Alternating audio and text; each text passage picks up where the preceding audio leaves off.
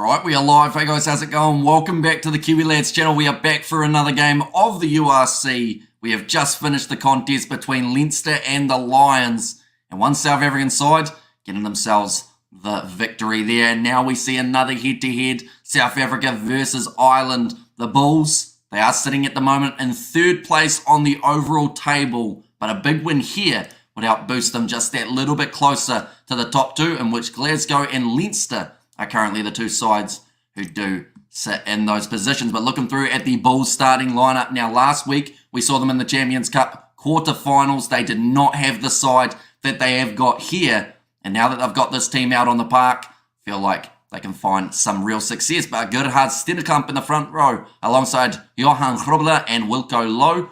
Ruben Vermaak alongside will be J.F. van Heerden. Then Honeycomb at 6, Ludwig at 7, and Elric Lowe at number 8. So quite a young loose forward trio here for the Bulls. I thought Honeycomb in the last game in that quarterfinal up against the Northampton Saints was relatively strong. And Bros Papier at 9 with Johan Hussen starting in as the number 10. Then David Creel, Canon Moody, Kutli Arnsa, Sebastian de Klerk, and then also Willie LaRue starting in as the number 15 for Munster. They have brought over a very strong side. Luckman in the front row alongside Niall Scannell and Stephen Archer, RG Snyman back in South Africa once more, going in the locking duo alongside Tyg Byrne, Peter O'Mahony, Kendallin at 7, and Jack O'Donoghue starting in as the number 8. Connor Murray and Jack Crowley will be the 9-10 combo with Alex Nankerveld and Frisch in the midfield. Shane Daly, Kelvin Nash, Simon Zebo finds himself sorting in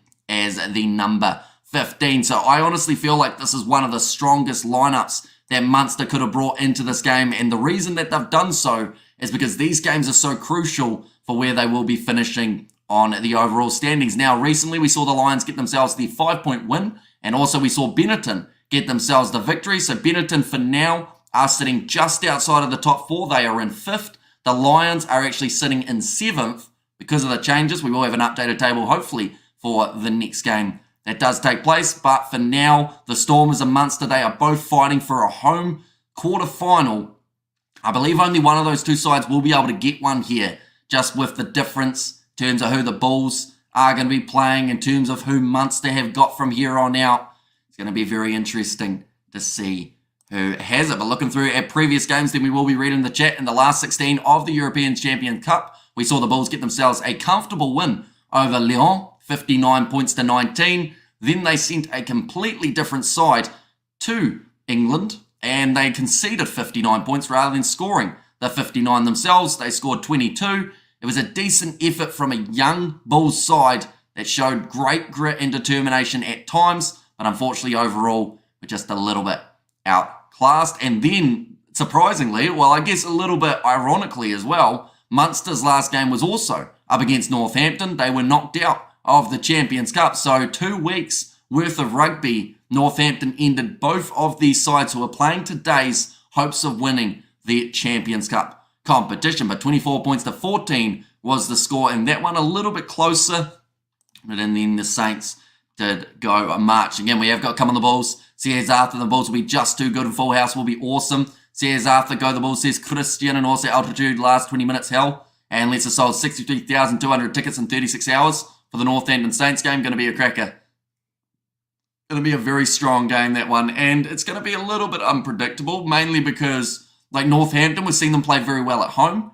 We haven't seen them have too many away games. And in fact, they are playing at the moment in the Gallagher Premiership. I believe they are at home, though, up against the Leicester Tigers. And the score in that game at half-time actually does sit 10 points to 6 in favour of Leicester. I assume Northampton have done a little bit of a similarity to what Leinster did, and that is going with a slightly less strong lineup for that matchup. Out of the Lions go in their game, they managed to get themselves the win over Leinster, 44 points to 12, which is a scoreline that we are not used to seeing in games between South African sides and Leinster. We actually saw it be the first ever win for the Lions over Leinster, and I'm sure that they will be buzzing with that result. This game, though, just around the corner between Bulls and Munster, ladies and gentlemen. Do let me know your score predictions in the comments down below and in the chat, of course. But looking through at the reserves for these two sides. Of course, there's going to be some very important players making their way off the bench. Achafana, Merva, Matanzima and Mornay Smith, the front row for the Bulls. I believe that is the exact front row that they actually had in their last contest up against the Northampton Saints. They've got Yanko Swanepoel and Gurmedi is there. He was starting in the last contest up against the Saints. Then Zach Berger, Chris Smith and Devin Williams all playing in that Champions Cup quarter-final. For Munster, they've got Clark, Wycherley and also Ollie Jaeger, sorry I should say, Ahern and Gavin Coombs. Then Craig Casey, Joey Carberry and John Hodnett. These lineups are stacked, to say the very least. And that is why this game, I have a feeling it could end up being close, but it could also be match of the weekend for the URC. Just got that little inkling that we're going to have a really good game on our hands here, and hopefully both sides are rearing to go, fired up, and ready for a good battle at Loftus. Now, it doesn't look like it's quite a sellout for this one, but a lot more in attendance for this game than we saw in the last contest for the Lions. I think they had a crowd attendance of about 7,000 for that matchup. A win for the Bulls. We'll put them nearer, says Alfie, and the Bulls by 10. And the Bulls, says Normsy there. And the Bulls is going to win, but not by far, says Marcel. And there as well. And also, another question I will ask alongside that score prediction, who do you believe is the player who will be the first try scorer? Now, Kurtley Arendse, I feel like is a decent shout. Kind of moody in the midfield, but I actually think it's going to be one of the loose forwards. Whether that's Elric Lowe, Cameron Hanekom, or Renard Ludwig. I think one of those three will be the men who cross the try line first for the Vodacom Bulls. If it is a Munster player, I honestly think Tyke Burns probably worth a decent shout. That man has scored multiple tries in the past for the Irish and also for Munster at important times throughout the games. Just looking here in terms of his odds of scoring, Tyke Burn, $8.50. In fact, $9 for him to score a try. I wouldn't have predicted that. I would have thought it'd be a lot lower, mainly because of that weird ability of just ending up right place, right time. Kaner Moody says Marcel there, I'm a Stormers fan, but I think Munster will win this. Says Winston in great weather, around 26 degrees Celsius, no wind, perfect playing conditions. Says Stefan and the Bulls by 15, Bulls by 20. Says Nomsy there, and one of the two speedsters. Says Arthur Harrison there as well. But these two sides very close to running out onto the field. Papier could score first. He is good. He's also very good with that support run, similar to what we saw in that last game for Mornay Vandenberg. Ended up right place, right time. Actually scored for the Lions in only 37 seconds. Great start to the match for them in that one. And I feel like that's exactly what the Bulls have to do here. They need to put them under pressure and they have to try and get that early try or two just to really make Munster uncomfortable playing in South Africa. That man in the crowd has an absolutely huge head. Oh, we have good there. It's still 26 degrees Celsius in South Africa, barely touching 17 in Ireland. Says Ryan, and the Bulls must win this. Moody and Arendse must bring their A game. And got your cards ready for this game. Says Outlaw. And there as well, but they are just showing the lineups once more, ladies and gentlemen. We will do the same. Looking at the Bulls starting lineup, quite a few changes compared to what they did have in the quarterfinals of the Champions Cup. Gerhard Stenkamp with Johan Krubler and Wilco Lowe as the front row, Ruan Vermaak, and also J.F. van Heerden as the number 5, Hanekom, Ludwig and Lowe in the loose forward trio, Papier and Goosen as the 9-10 with David Kriel and Caner Moody in the midfield. Then Kurtley Arendse, Sebastian de Klerk and also Willie LaRue there at number 15. Then for Munster, it is Luckman, Scannell and Archer as the front row. Very curious to know how scrums are going to go between these two sides. And this contest, R.G. Snyman and Tyke Burn as the locking duo. Then Peter O'Mahony, Kendelin and Jack O'Donoghue slotting in as the number 8. Conor Murray and Crowley as the 9-10 combo. Nankerville and Frisch. And then also Shane Daly, Kelvin Nash and Simon Zebo slotting in there as well. So there's a few Springboks playing. There's a few Irish playing. It'll be interesting to see how it ends up going to JC Pretoria's play. He actually had a very good game. He had a try assist and then also assisted the assister in one of the tries being scored as well. 13. And Kavan, Ryan, where you at? And go the Bulls. Let's run them off the park and let them suck air through straws, says Kurt. As a Storms fan, I believe the Bulls will do it. Going to be tight, but hopefully exciting as well. And Lions beat Leinster, 44-12. Well done, Lions. They did indeed. And yeah, we pretty much jumped straight from commentating that game straight into this one as well, ladies and gents. So we haven't had much of a break in between. Hopefully the vocal cords will last throughout the whole of this match, as well as the Stormers versus Ospreys. That is the next game that we are covering on the channel. So if you are new, of course, be sure to hit that subscribe button. Conor Murray is going to be a problem for the Bulls, says Marcel. And also Munster as strong as they can be, says Jimbo. Looks like now the Bulls about to make their way out of the tunnel. Just about ready to go. Looks like Ambrose Papier is going to be leading his side out alongside Martin Zima, both bringing up milestones for this matchup. Martin Zima will be the man coming off the bench later on, whereas Ambrose Papier here is front and centre from the get-go. Player number 9 for this game. It's quite a step there. Hopefully none of the players end up tripping over out of that tunnel. 50th appearance for the Bulls in the URC. For Ambrose Papier, whereas Martin Zima here finds himself in that exact same boat. It's the big hug from his teammate. And we are now just about ready to go for this contest, ladies and gentlemen, as the rest of the Bulls side make their way out of the tunnel. If you haven't already, be sure to let me know your try scorer prediction for who will be able to get themselves the first try in this contest. Who do we think it is going to be? Once again, I am thinking a loose forward for the Bulls. If I had to be more specific, I'm going to go Elric Lowe. And then if it's a try for the Munster side, I am going to go with...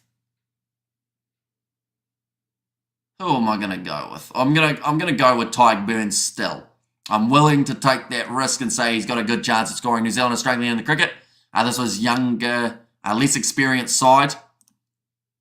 And they are 49 for 3 after 8 overs in the second T20. Well, at least they got a little bit further than the first one. Of course, we did see the last one rained off. As long as the Bulls get 5 log points, I will be happy, says Alfie Vesa. And of course, that will close the gap a little bit more between them and second place. But we are now ready to go, ladies and gentlemen. The Bulls to be kicking this one off from a right to left. Munster wearing their away strip, or their alternative strip, which has pretty much the dark blue and a little bit of red trim by the looks of it. RG Snyman. Every time that man plays in South Africa, I'm sure it brings back plenty of memories, and he'll be able to create some more of them in the near future as well, with that tour up against the Irish just around the corner. He might be going head-to-head with Tyke Burn in that matchup. Looks like we've got just a little bit of communication issue for the referee in terms of the sound. I'm only here to see the smoking hot girls in the crowd, Hamish. Please call them out when you see them, says Rugby. Tell you what, I'm terrible at spotting them, though. And the Stormers are a terrible team this season compared to the last one. So if the Bulls win, it's going to be Hoosen. If Munster score, or if Munster, Conor Murray, says Marcel. But now the Bulls ready to kick this one off from right to left at Loftus Versfeld. They've got the home field advantage. Now they have to make the most of it. Johan Hoosen has kicked that one off down towards the 22. And nicely taken by Simon Zebo with the rush defence there from Ambrose Papier. Now Conor Murray looking to put this one back into the pocket to Jack Crowley. A couple Irish internationals work together throughout the Six Nations to help the Irish side claim their Six Nations title. Has managed to put that ball into touch there though. 30 seconds gone in this contest. I'm sure it will fly by throughout this first half. Definitely once we start seeing these two sides start running around the field. Is just me, or is the cricket not what it once was in South Africa? Remember, people were so excited when Lance Klusner and all that. Did we just choke too many times in the World Cup? Maybe a little bit. And I feel like, like cricket in general, I think doesn't have that same following as it once did in terms of, like, there's still the passionate fans, but they are, I guess, a little bit less than they used to be in terms of numbers, if that makes sense. Ryan Murray over Crowley to make the difference, says Ryan Murray. Now, Ambrose Papier goes across to Elric Lowe. A very handy player. Young loose forward trio here for the Vodacom Bulls. Ambrose Papier to put this ball up high once again. Burn tried to charge it down. Wasn't able to get a hand to it. Now running onto this one is Jack Crowley. Well taken under the high ball. Murray looks away to his left-hand side. Actually going to wait a little bit longer before going for that pass and almost cost them the ball. Now Kendallin. Tackle well. Looks like a bit of a counter-ruck coming here from the Blues. Or sorry, from the Bulls, I should say. And George might be there soon. Here's Pads Ablaze. back into the pocket. Crowley will put the up and under. So every cricket, as always. Grief says gets in now, close to the touchline. Kept in the field of play until it bounced. And then it rolls into touch. Now it will be the Bulls ball. Chance early on after it wasn't taken cleanly by Shane Daly. Mentioned that it was a good kickoff from the Vodacom Bulls. And Hussein injury prone. He must be nearing the end of his career. He is getting up there in terms of age. Like, I would only give him, I'd say, about 2 or 3 more seasons. And I feel like that's quite generous. It just depends, though, because some players who seem like they've had a lot of injuries early somehow manage to avoid them when they're later on in their career. And maybe he will be one of those players. Hang on, we got a little bit of strapping already going on to one of the Munster players' faces. He is bleeding. The referee going over, just saying, you guys want to hurry that up, and they're going, mate, it's bleeding, so we got to try and patch him up here. They are firmly showing RG Snyman on the camera here. Of course, his offloading game can be so crucial, and RG Snyman picked the wrong sport. He's still injury prone for rugby. He only played about 5 times for Munster. And don't look at the cricket, says Beds of Blaze. Was there another wicket as well? And how's the fan spirit in Loftus? It sounds like they are well and truly up for this game. It looks like Munster have actually got quite a few travelling fans as well. They are currently singing in the stands, trying to get behind their side. And that's the thing. They know how crucial this game is. Both of these sides do. And Peter O'Mahony, of course, going to be playing in that loose forward trio. He's got quite the fan base. 5 down now. Nice. Solid. Right. Johan Krubela now is going to go for this line-out throw. Has gone straight into the hands, although that one slipped out the back door for the Bulls. They are still in position as it did go backwards. Now Elric Lowe breaking through the tackle attempt of Crowley, but he's dragged down by Jack O'Donoghue. And to the left-hand side again, and Bros Papier ready to put it back into the pocket. Goes high. Johan Hussein has sent that one extremely high into the sky, and that is going to be another mistake out on the wing from Shane Daly. He's gone up for 2 high balls and has actually put down both, but the foot is in touch for the Bulls. And it is now going to be Munster's line out here again. And those Munster fans in the stands are already pink in the sun, says Grant. And 50 for 5 after 9 overs. So here's Bads ablaze.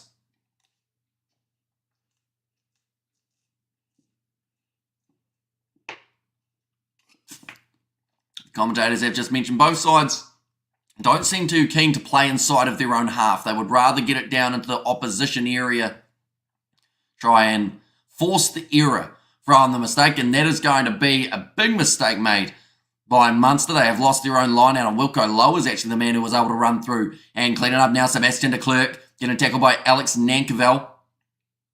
Back across to the right-hand side. Of course, there is no Nokia for this game in the locking jaw. They have gone with Remark. That looked close to 4, but I think it's just travelled back for the Bulls. Nice take and run from Ludwig. Now Johan Grubela going around the side of the breakdown. Tackled by Tyke Byrne. Good pace on the ball from the Bulls here. Papier goes across to Johan Hussein with the flat ball into the hands of Elric Lowe. They're 40 metres out from the line. Now the Bulls and Sebastian de Klerk has dropped that one cold. The ball now is available for Munster. Shows when you lose half of your experienced players and that it makes it a lot harder, and Bulls stop kicking the ball away. Says occurred there. Can't believe it's been over 6 months since I've seen a Southern national team duel. Says Katzenell. And they haven't seen the sun since last June, says Jimbo. The ball in mind, Alex Nankerville. Little pop pass up there to Niall Scannell. Now Luckman taken down. Honeycomb must be close to the turnover, and he does get it there for the Bulls. He had a fantastic game up against the Northampton Saints. One of those young players that really stepped up. That's going to be knocked on there from David Creel, and a tackle in the air. I believe it is just the knock-on advantage at the moment, though. Jack O'Donoghue. I'm surprised that they decided to take that one quickly there, Munster. The advantage is now over for the knock-on. Going off to this right-hand side. Tackle made on Antoine Frisch. Now Scannell plays half, going to Tyke Byrne, flat attacking run. That would end up being the penalty in favour of Munster. Grobler not able to roll away before the commitment from Elric Lowe on the breakdown. That's right, the IPL is on currently. Is Craig Casey injured? He is not. He is coming off the bench in this matchup. And suppose as we get older, we have to dump more things. Cricket is just one of them. But rugby definitely has made the cut. And good scratch so far, says Rugby. And Casey on the bench says Rugby there as well. 5 minutes into this contest and both sides wanting to play it at a fast pace. Now you wonder how smart this is though from Munster to try and go all out firing from the get-go. Will they slow down as this game wears on? It's a good kick from Casey. Gets it to about 20 metres away. Snowman is a World Cup guy. Says, cool story, bro. And I would assume he is going to be there for the South Africans up against the Irish in the July internationals. That is, of course, if he avoids any sort of injury. One penalty going against both of these sides at this point of the contest. And Munster now have got themselves the line out on the 22. Nicely claimed by Tyg Byrne. Off the back, Kinderlin goes to Connor Murray, flat ball to Nankerville, ex-Chiefs player in Super Rugby, and he's knocked that ball on. So the Bulls are back in position, 10 metres out from their line. Johan Goosen does boot it high and long. That's a mistake from Munster, but it's gone backwards, says the referee. Simon Zebo now having a spin away from the Bulls defence, which at the moment is absolutely ruthless and trying to shut them down as soon as possible. Antoine Frisch running down the wing, tackled low by Moody. Over the ball was de Klerk, but he lost his footing. Bulls for the bonus point. Says Brian, that is another knock on this time coming from Munster, and the Bulls have got themselves yet again another scrum. So we're going to see quite a few of those by the looks of it early on. Munster very sloppy here, too many knock-ons. The Bulls need to tackle, says Outlaw. And it's all Munster, no full pedal from the start, says Jimbo. Yeah, Connor Murray going off to Noel Scannell, and then he tried to pass it. I think it was to Tyg Byrne. It was already in front of him though, so didn't quite work out for them. But a fast-paced start to this contest. Like I mentioned, there's already some ice going on the back of the neck of, I think that is Cameron Honeycomb, who has stayed down here. Anyone who is new to the channel, of course, be sure to hit that subscribe button. We are back for the next contest that has taken place. That is between the Stormers and the Ospreys. Expecting more of a turnout for Versfeld supporters. Pretty poor attendance, says Connor. You seem in a very negative mood, Connor. You were bashing Leinster for not sending over their A side. Now you're bashing the Bulls for not having a big crowd. Did something happen? And come on, the Bulls, big boys, says Mabutana. Hopefully I've said that correctly. I do apologise if I've said that slightly wrong. The Bulls have got the weight advantage and the forward pack, 929 compared to the 896 kgs of Munster. And why did Jake decide to throw the Euro chance away for a chance at a home rugby URC semi? Says Gareth. But that's the thing, with the loss of Leinster, it means that the Bulls are able to win this game and also the rest of their games from here, they can actually qualify first. Now, I mentioned about it at the time, with the fact that they went with a lower or a slightly weaker side in the North End and Saints game, they pretty much have to win the URC for Jake White to be called a genius. That is a nice wide cutout pass here. Our White to Kutli Arinsa. Where can I get this or where can I watch it? Depends on what country you're in, Toya. Do let me know. Depending on where you are, though, will depend on your options for being able to watch. The best bet is to go on the URC website and check out their Where to Watch tab, and it will tell you exactly where you can watch it, depending on where you are in the country. That is nicely taken. We go to their high all. For me, the Bulls have the stronger bench, says Ivan. Yeah, some very handy players, and all actually in action last week. Villy LaRue kicking that ball into touch just outside of the 22. Territory battle that time going the way of the Vodacom Bulls. I want to watch it on my phone, says Toya. Which country are you in though, Toya? Like, you still will have certain broadcasters as your options, but it depends on whereabouts you are in the world. Because Hamish, in truth, these kinds of moments hold back the URC. After 2-time seasons where apparently records are being broken, these situations still happen. Not acceptable for its growth, says Connor Cahill. So does that mean in your mind you want to kick out the South African sides? Is that the way you're looking at it? Like, because at the end of the day, like, you can't force people to go to games. Like, the Bulls are sitting about as good as they have, and they've got a great side going head-to-head with Munster. I think they said that it was a sellout, though, for Loftus. Maybe there are just a few more empty seats than first anticipated, but, of course, they haven't shown the attendance yet. But overall, I think it's a decent crowd for this contest, and I'm sure that they will thoroughly enjoy it. 9 minutes into this contest, still 0-0. In this one, now passing on the outside. Unfortunately, there was no one there, though, for Ruan Vermaak. Thought the touch judge looked like the best option. Cape Town, says Toya. And what app should I download? So DSTV would be your best bet then if you are in South Africa, although it is a paid subscription. And it's only Munster. Says Jimbo, Craig Casey is weak. Says Frankie is off the bench in this game, of course not starting this one. Instead, Connor Murray is the man and the starting 9. You got the attendance number there, Hamish. Not quite. They normally show it, I think it's in the second half, but I know that Lions game versus Leinster had an attendance of about 7,200, but this game has a lot more than that already. Now Alex Nankerville on the halfway line. Connor Murray goes back into the pocket to Jack Crowley. Does put the ball up high, slowly drifting towards the touchline. Villy LaRue looking for the pass. They've said it's gone backwards, so it is going to be play on now. Sebastian de Klerk hits it up again. 10 minutes already gone in this contest. Now passing it out wide. Elric Lowe, nice fend. One more pass and it's another knock on. This time coming for Van Heeren. Bulls are nervous. Says Rugby High Hamish just warming up for the main game after 7. No TV, but I enjoy your coverage of all the games, says Ilmar. Thank you very much. And of course, like I mentioned, we have got that game between the Stormers and Ospreys that we will be covering. It should be a good one, although it does look like it could be pretty one-sided, according to the betting odds. Are we have good there? No, of course not. I want the Saffers in it. I was one of those that wanted it to happen, but I just think many of them seem to not care, which amazes me. Munster won the last URC. There's Connor Cahill. But yeah, like I said, you can't force people into a stadium. And the thing is as well, we've got to remember, this is an afternoon game in South Africa, an early evening. A lot of people in South Africa probably have prior commitments on the weekends, whether that is actually going to rugby, playing rugby at the moment. I believe it is in their rugby season. I know that that's impacted the crowds that we've had at some Super Rugby games. People play rugby in the afternoon and then don't go to the evening game because they're caught up in the rugby that is happening at grassroots. And I feel like that's a little bit similar here. It looks like there's quite a few children in attendance, but of course, as you get on and your kids start getting into rugby, you start taking them to actually play in the game, and then that gets pretty tricky to be able to go to a match as well. So, life just gets in the way a little bit sometimes. However, their DSTV, horrendously expensive. Rather go to the pub with DSTV. It's going to be actually the penalty now going the way of Munster. That is for Sebastian de Klerk. Looks like he's caused a little bit of obstruction here. We have got their Bulls are nervous. And who won the URC after beating Leinster? Says Connor. And also thanks, says Toya. My blood is blue, says Alicia. And if Bulls knock on so much, they're going to lose. And it's on the DSTV stream because I want to watch it on my phone.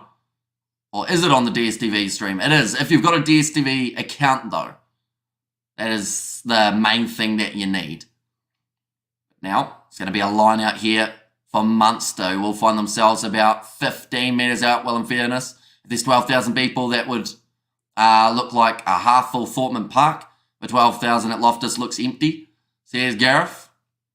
And yeah, Loftus sits a lot of people, we've got to remember. So, I don't know of the numbers. People have said that it's pretty full. There could be, I don't know, I don't want to guess, but 20,000 plus at this game. But it's very hard to tell up until they show that attendance number. Antoine Fresh tackled early by his opposite number, Kane and Moody. Now Connor Murray putting the pop pass up. A little bit scrappy, but Peter O'Mahony has been able to claim it, and then he's dropped it. Now going off to this left-hand side, Kutli Arinsa trying to break through. Defending on Jack O'Donoghue, but Alex Nankerville, he tackled a little bit high there. Got to be careful going that high as you can, end up with that head-on-head. Hey bro, how you doing? Says Beds Blaze. Hamish, what's your take on Barrett to Leinster for 6 months? Seems a bit overhyped for me. It's only 6 months, says Rugby. I think that I don't think it's so much. Oh, this is a great run. One moment, we will come back to it. Johan Hulsen kicks it in behind Sebastian de Klerk, pinning his ears back here. In fact, it's going to be David Kriel trying to get back there. Simon Zebo just stays in the field of play. Almost gives that ball back to the Bulls. They have flopped down though. And it is now going to be the scrum feed for Munster.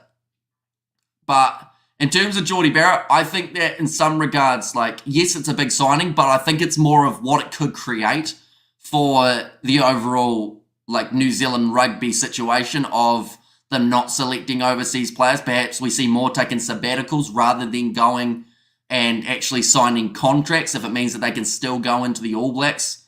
And I know that Razor's goal is to eventually have it so that the eligibility rules are changed so that he can select overseas players. Oh, yeah, I'm doing all right. Thank you for asking. And shaded side is full. Top sunny side empty. Predictable on a sunny afternoon.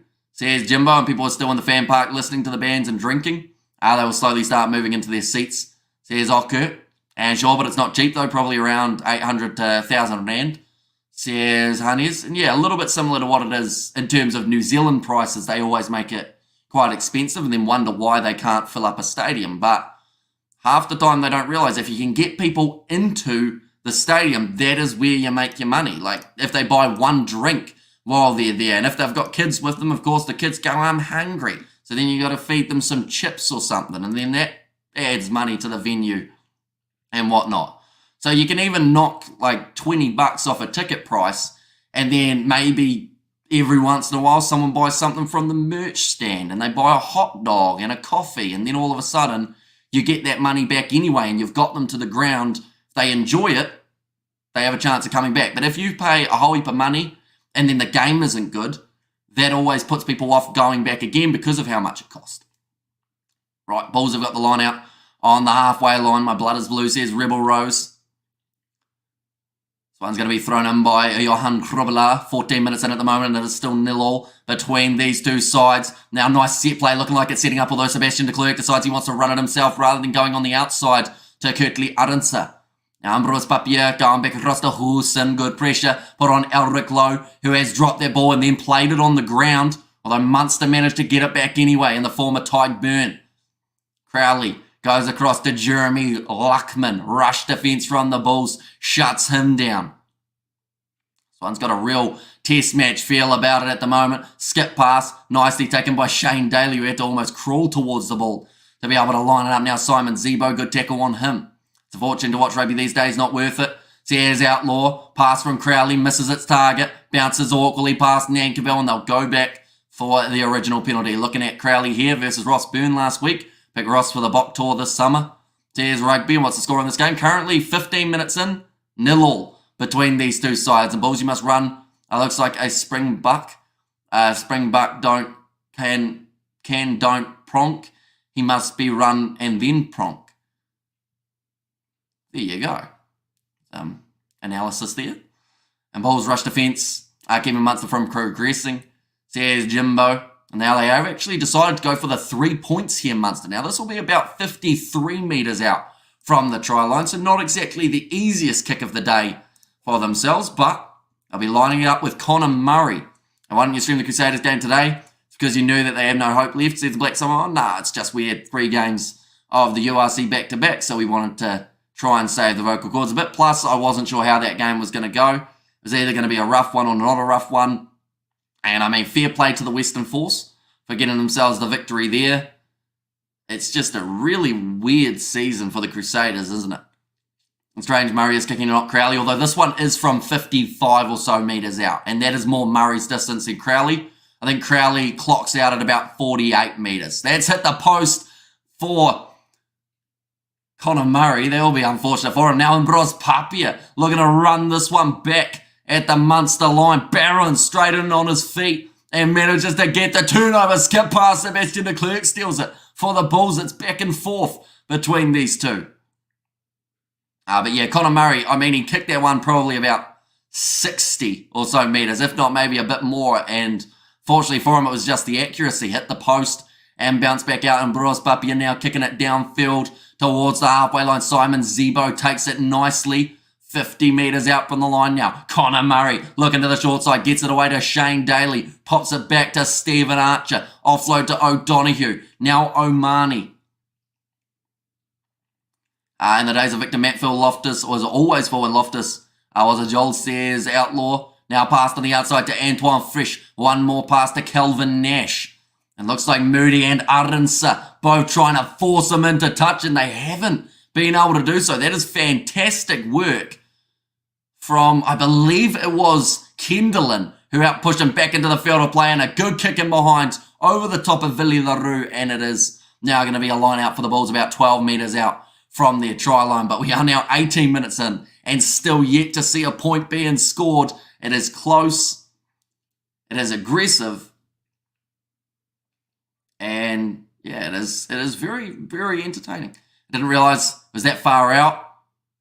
Says a rugby there, but yeah, about that 54-55 mark, so that's why Murray ended up lining up their kick. If New Zealand make 100, I will give $10 There's bad plays. It's gone over the top from the Bulls. Miscommunication. And it's there for Niall Scannell. I realised I called him Baron last time, so I do apologise for that. Of course, that was from the last game that we did see Baron in action. But 5 metres from the line now, Connor Murray. Looks like he's going to leave it there for Niall Scannell to do the pop pass up. My prediction was Tyke Byrne if Munster were able to score first. There's an advantage for offside here now. And I've got the numbers. Bit of a rough pass from Jeremy Luckman. Beautiful loop around play. One more to Simon Zebo. Quick hands. And it's the try now out wide for Shane Daly. And Munster have struck first in this game at Loftus. And that fan cannot believe it. He's got his hands on his head. It's a great start for Munster. They have had more possession throughout the first 19 minutes. They were playing under penalty advantage and just some very crisp passing. Managing to find that next pass all the way through. They'll get 105 for 8, says Hannes. And there as well, but Shane Daly gets himself the first try, gives Munster the lead. How do the Bulls answer back? That is the big question. It looks like a game for Munster, says Outlaw. In terms of the odds, Munster with $3.10. Underdogs coming into this contest. That will give them a lot of confidence, though, being able to score first up against a tough side like the Bulls, who just haven't been able to find their key players as of yet. We haven't seen Kanan Moody have the ball really in hand. We haven't seen Kutley Arendse. We've seen a lot of Seb de Klerk, but he hasn't been willing to make that next pass to those Springboks. I think that's been costing them a little bit. OMG, some points, says Bads Ablaze. Yep, first try of the match going the way of Munster. Now Crowley to line up this kick. Going to be a relatively challenging one. Right on the touchline, about 40 metres out on the angle. Does strike it. And it doesn't look too bad. Has gone over. And that is now going to make the score 7-0 in favour of the away side. And the Bulls could get them on the counter. They look dangerous, says Rugby. And it does seem like ball security is something that both sides have had just a little bit of a lack of throughout this first half. And yeah, it could be the interception coming around the corner. And the Bulls must up their game. Knocks and penalties cost them, says Alfie Visa. Kicked off long now by Johan Goosen. That is the tactic. Just put Munster as deep inside of their in goal. Oh, it's a late tackle on Connor Murray. They've got the advantage, and I believe they go to where that one was taken from. Or yeah, Murray stayed down here. This looks like an Achilles or something. Did kick that ball away. You know, he's pretty late there, Creel. He was committed, but yeah, hit him pretty late for David Creel. And looks like Connor Murray. Is he going to be able to continue with this match? Targeted Murray. Right, it's going to be the line out now for the Bulls. Short ball from Johan Goosen goes away to Honeycomb. And it's offload away to Ambrose Papier. Now run from Van Heeren. Sitting 40 metres out, and Shintakafe's okay. Says a Jimbo there. And Papier, skip pass out to Kanan Moody, away to Villy LaRue. Passes one more, but it has gone into the hands of Munster again. They were right place, right time. If that was in the hands of one of the Bulls players, that could have been a great attacking opportunity. Disappointing in Moody and Arendse lately. In 2023, they were lethal, says Stefan.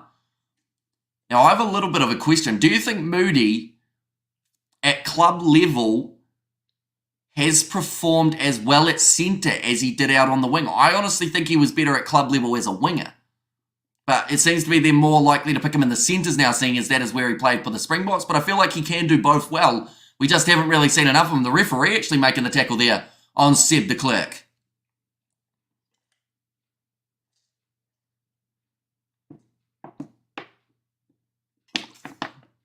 It's passed back into the half. Looking for the 50-22. Great kick from Johan Goosen. The crowd cheering like it's a 50-22, but it was taken back. So it is now going to be the line out for Munster, but still a fantastic kick. He doesn't have the size for the centre. Doesn't he? He's like 1.90 m, isn't he? Or 1.95 m? Oh, Kanan Moody, how tall is he? I feel like he's big enough for a centre. He's just... Well, he's 1.9. Just to put that into perspective, for the All Blacks, Rieko Ioane is 1.89, so he's taller than Rieko Ioane. And the All Blacks have been, whoa, what's happening here with Munster? They've just run that one dead. And that is going to now be a 5-metre scrum for the Bulls. Moody is a centre. It's where he played all his junior rugby. Says Grant. But yeah, they just decided that they had to run it into touch there. No space to work. We're going to watch movies. Bad guys, Bulls. Adios game. Enjoy game, dude. Says Outlaw and cracking kick, though.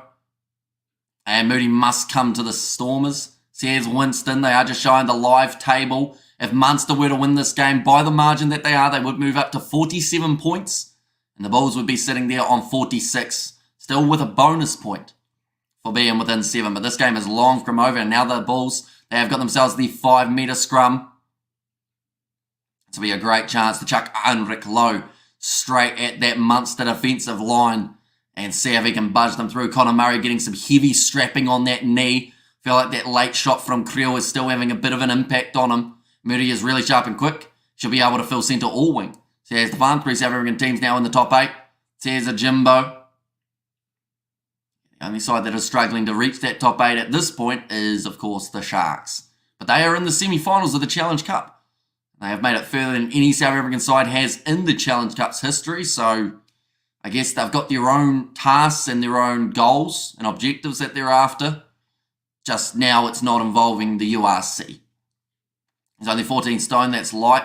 Says Rugby. Once again, though, we look at this.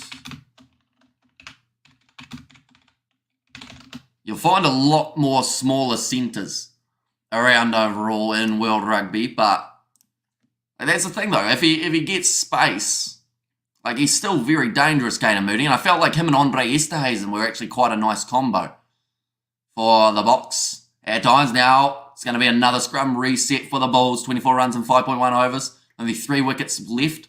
So here's Pads ablaze.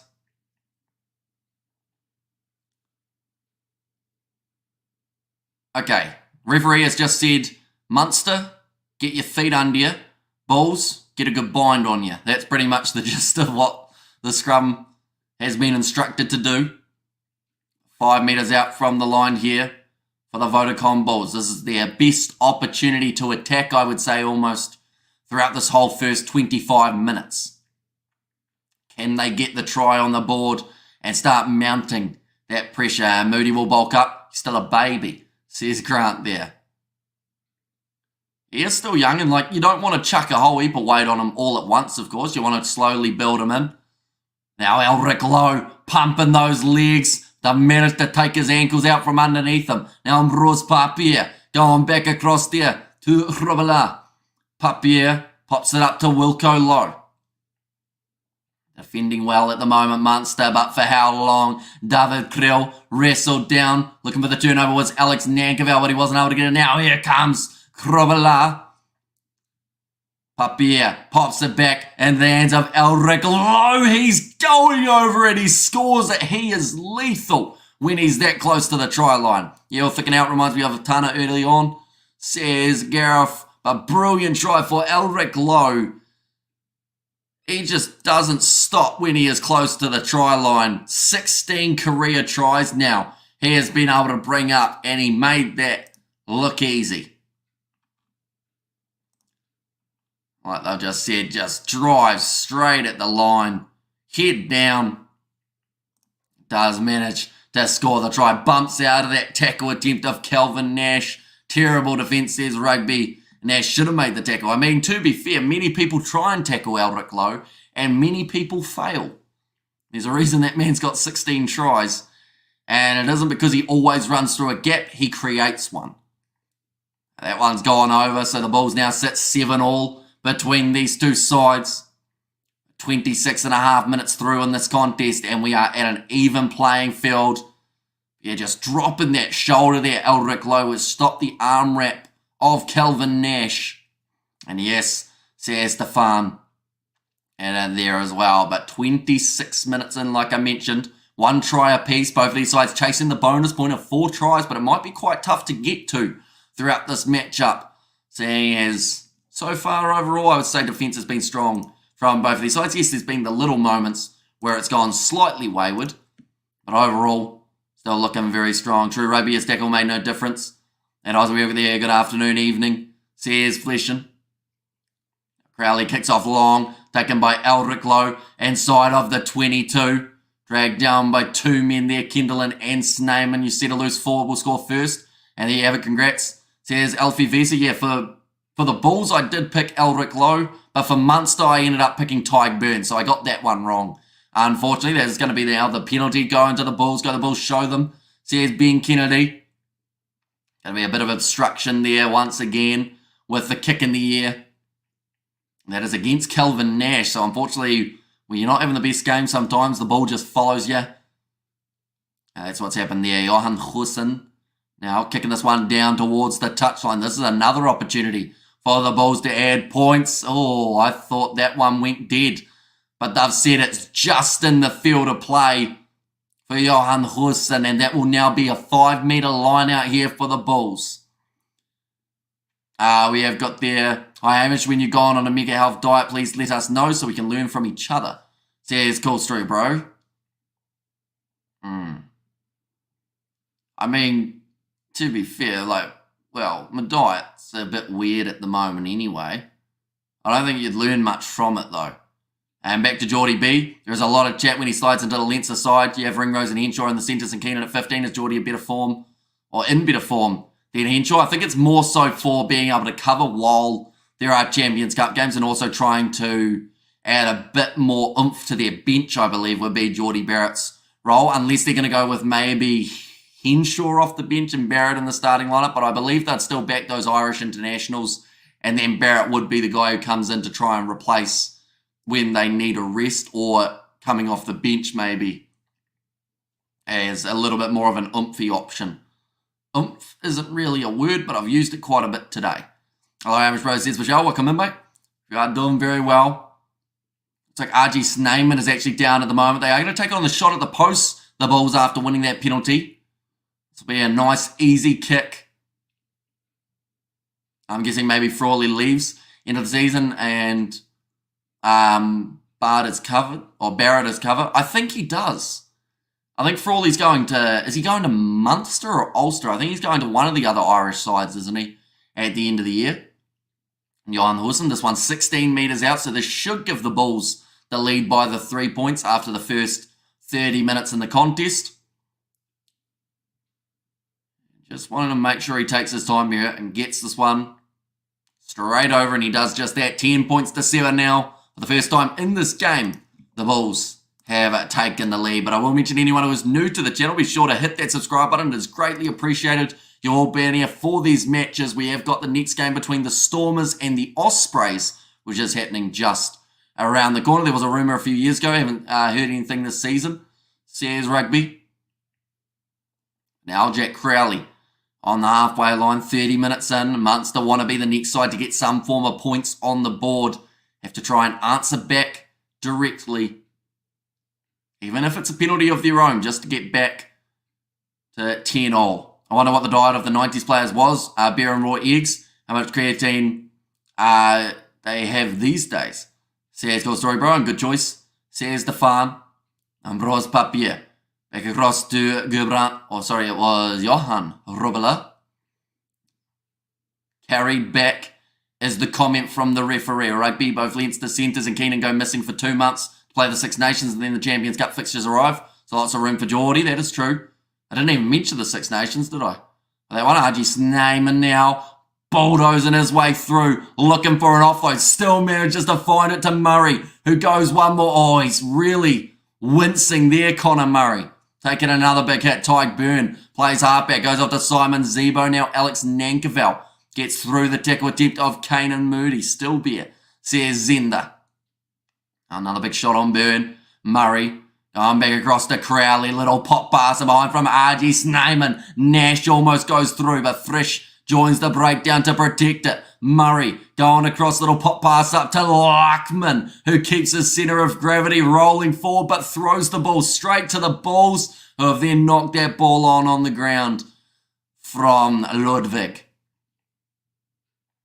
Disappointed with that one. But it does now give Munster another attacking chance with the 8 minutes remaining in this first half. But Luckman's done extremely well to stay on his feet, to then just throw that ball away.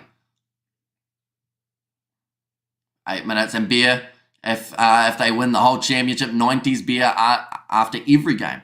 So here's cool story, bro. They are just showing on the live table, if the Bulls were to win this game, they would move up to 49 points. That would put them into third, 4 points behind the Glasgow Warriors.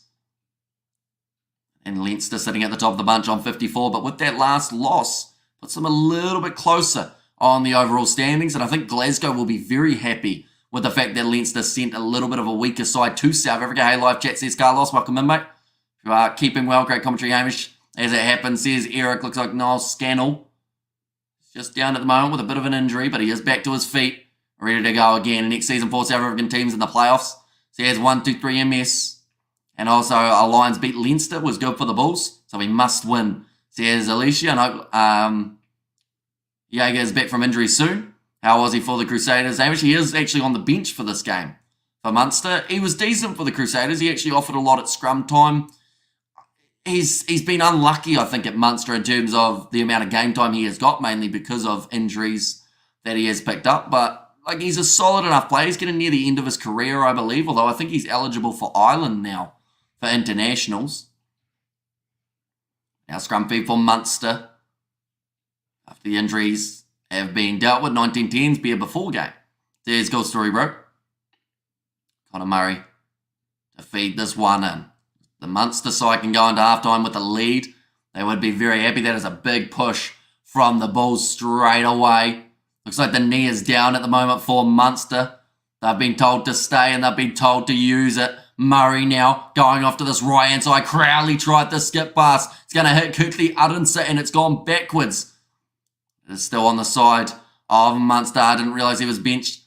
Surprised he's not starting. Says Rugby. And come on, guys, 29 more likes for this half. We can do it. Hit. I had another 10 if New Zealand gets 100 runs. If we hit 100 likes. Says Bads Ablaze. And next week, another loss to Leinster by the Stormers. We'll see the Bulls go top and stay on top. That is dependent, of course, on the Glasgow Warriors, though. They are the other side. They have a good chance in the running. Billy LaRue shut down after the turnover for the Bulls. They are only a few metres out from their own line. Counter ruck coming from Alex Nankervel. But couldn't quite get that turnover. Robela goes across to Elric Lowe. This looks like now, quick little burst happening there around the side of the breakdown from the Bulls. And what's the poll saying? Says Wolf. I actually can't see it at the moment. It disappeared for me a bit earlier on. I assume that the Bulls have got their favouritism in the poll, though, as it currently sits. But that ball has gone into touch. About 30 metres out now, the Bulls once again find themselves defending. The Bulls will play Glasgow at home. Says Alicia. Yeah, although we're seeing Glasgow aren't a bad travelling side. I think that their season so far has proved that. If the World Club Championship was on this year, Hamish, who do you think would take it? Who you have in the final, says Rugby. That is a very hard question. Because, when the Club World Championship is actually happening, I believe they are going to have it during the international window, which means a lot of players will be missing. Of current teams, I mean, you might see semi-finals. I think you'd see a French side. I think you'd see one from the URC, possibly a Super Rugby team. And then probably, you could almost argue an English Premiership side. So you might actually see one from each competition. Are the Bulls playing now, says Carlos? They certainly are. Currently sitting 10 points to 7 up over Munster after 35 minutes. And thanks, says Wolf. And come on, guys, hit the like button. We are so close to 100, says Pezza Blazy. Anyone who hasn't already, hit that like button. Also subscribe to the channel. It is greatly appreciated. You all being here. We've got another game just around the corner between the Stormers and the Ospreys. But now, Alex Nankervel tackled well. Sitting about 32 metres out from the line. Inside ball from Crowley. Gap opened up for Kendallin to be able to run through. Now Crowley look for the pass. It's going to be a knock on there from Kurtley Arunsa. But he managed to almost get the turnover. That would be a dope competition, says Rugby. Still playing under penalty advantage. Conor Murray finds the pass across to Tyburn. Quick hands again. Running forward is Daly, the lone try scorer in this match for Munster. Tyburn, rush defence there from Kurtley Arunsa. Gets caught off his wing, which now gives the opportunity on the inside for Daly. In fact, it's Nash look for the offload. Goes back to Villy LaRue, and that's another knock on, this time from Vilko Low. Turnover's good for Munster. So they're playing under penalty advantage. Nankerveld tackled by Hrubla. Gets back up to his feet. Goes again, and he's wrestled down by Kutli Adensa. This game has all of a sudden reached a little bit of a quicker tempo. Now Murray goes across again. They are still playing under advantage for the knock-on. Couple more phases though for Munster, and that one will disappear. Jack O'Donoghue tackled 5 metres out from the line. Now another pop pass up there. That is close for Stephen Archer. Okay, the advantage is now over for that knock-on. Omani creeps even just a little bit closer. RG Snyman reaches out and gets the ball down for Munster. And the try there comes just at the end of the first half. Although there is still 3 more minutes left. Crusaders would win. They'll raise their games. Let's go, Story Bro. And what do you think about the Highlanders laying an egg against the Reds? Australian Rugby making a comeback. Says Anthony Walsh. Depends on who you talk to, because that Super Rugby stream that we did, because of course the Brumbies were defeated badly by the Blues, and people were saying Australian sides are not where they need to be. But when you look at the stats going into that game between the Brumbies and the Blues, Australian sides had beaten New Zealand 6 times. New Zealand had beaten Australian sides 7 times. So it was actually, they're not a mile off. In some regards, I don't think South Africa will be able to accommodate a club championship. Our itinerary already takes up the entire year, says Zenda there. Why so many knock-ons? Is it raining? It is not. It is quite warm, so maybe slippery hands for the players. Can you briefly describe the rankings in the URC, says Katzenel? So we have got the table, or at least what it was before the last 2 games. So the Lions are now in 8th, and also Benetton are now in 5th. So those are the 2 changes that we're seeing, but that kick has gone over for Munster. RG Snyman, the man who was able to cross the try line, picked the wrong Munster lock. Picked Tyke Byrne to get it, and he's done brilliantly to somehow reach out and touch the try line with that one. Even though he's probably about a metre short of the try line initially, still managed to get that long arm out and put it down over the try line.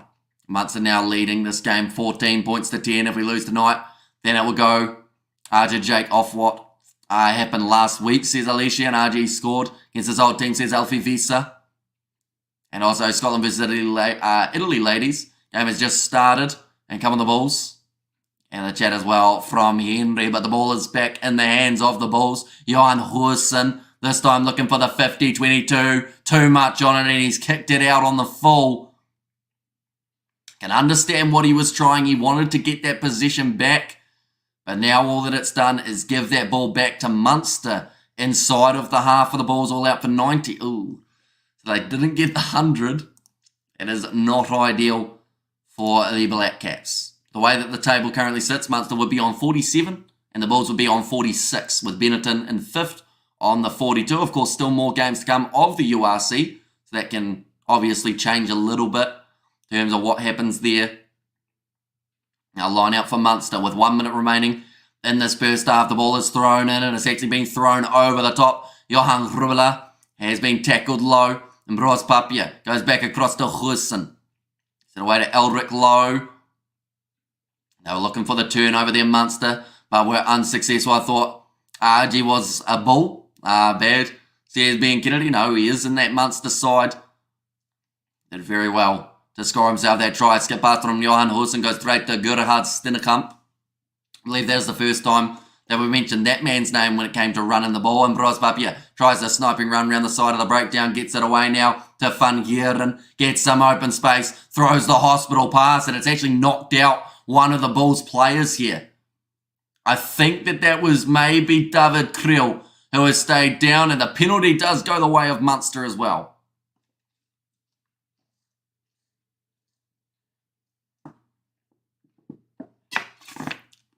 In fact, it's Sebastian de Klerk who has stayed down there after taking a brutal blow. The crowd are booing as if to say that it should be a card for Calvin Nash, but they both went for the ball. So how many coffees do you have before these commentaries? None. I've actually never tried coffee, believe it or not. And Leinster being on top is quite random. So here's Katzenel, and Rinsa running over Snyman. There's a Jimbo there as well, but de Klerk, this will be a little bit of a stoppage, but the penalty did still go the way of Munster. Now I am sad. Says Carlos, although the good news is there's still another 14 minutes remaining in this contest. Silly mistakes will cost the Bulls, says Wolf. And TMO Light come on halftime is near, says Petsa Blaze. And there as well. But yeah, anyone who is new to the channel, of course, be sure to hit that subscribe button. They going upstairs for this? Surely not. It was head on head, but they both went for the ball.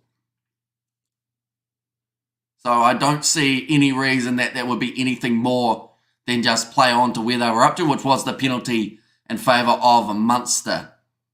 Do they want to go for the 3 points and give themselves the 7-point lead, or do they want to kick for the corner here? For Munster, looks like Ty Burners just confirming where the spot is. What do they decide? There's a big chat at the moment. They're going to take on the shot. I'm a bit confused at why the crowd are booing for Munster taking so long when the clock had already hit the 40-minute mark. So there was going to be no difference determining how long that took in terms of whether it was going to be any sort of benefit to them. It was quite the blow to his head. It was. Timo trying to give away or make me give away money. Says Beds Blaze to drink alcohol, Amish. Nah, got me water in this one. Although a lot of people say that it's vodka, but they would be wrong. Maybe. We'll see. Who do you have in the semi-finals? What's your top four?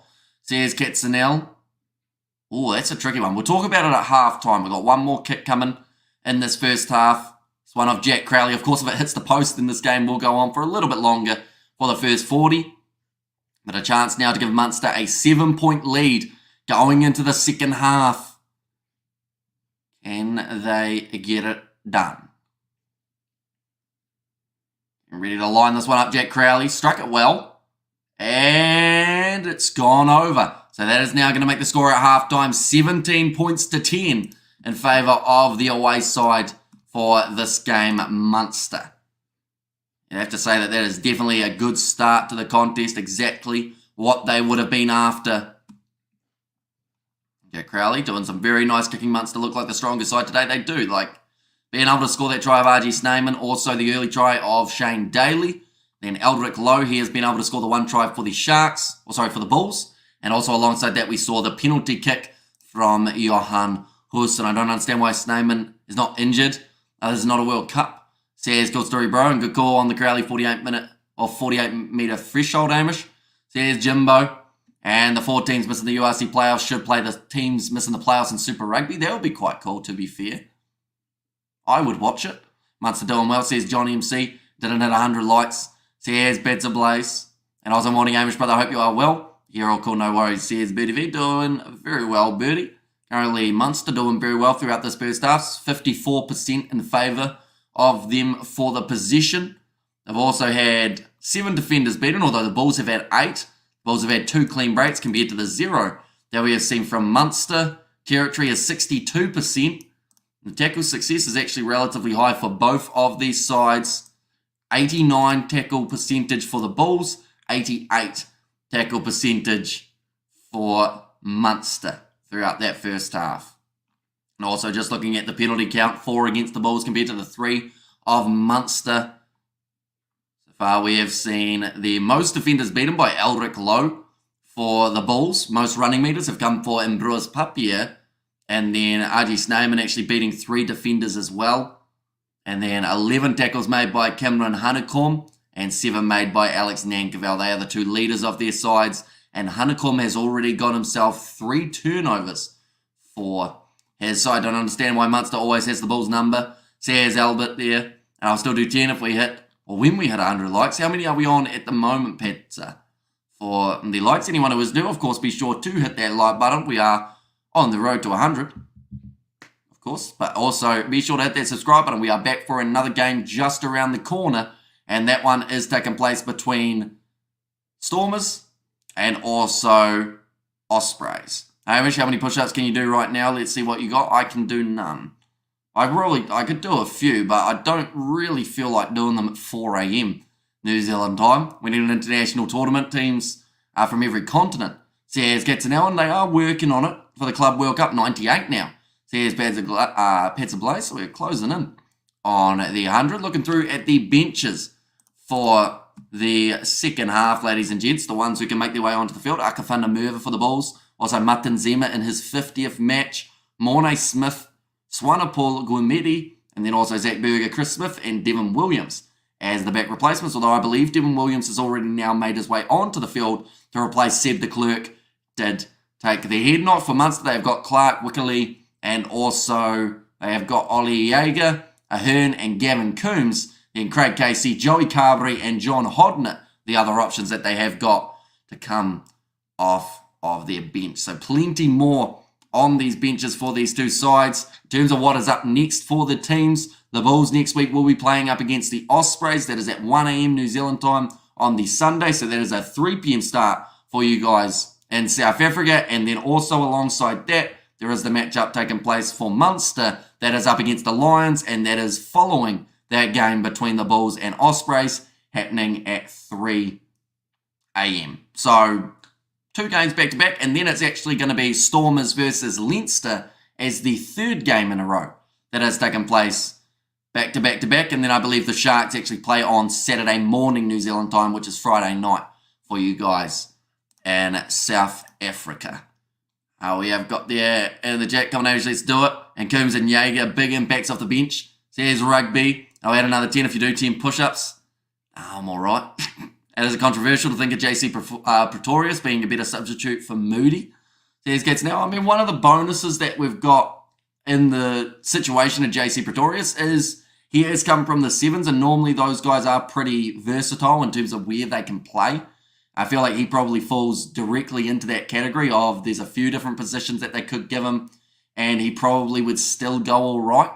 Let's a C team though.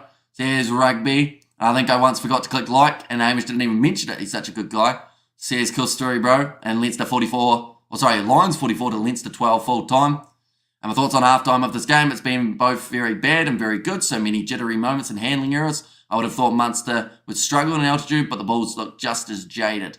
Says Connor Cahill, and the Lions played well, but I think Leinster will blame it on the jet lag. Says Winston, I think that there were moments in that game that the Lions looked like unstoppable throughout that first 15 minutes. That is the best we've seen the Lions play in a very long time.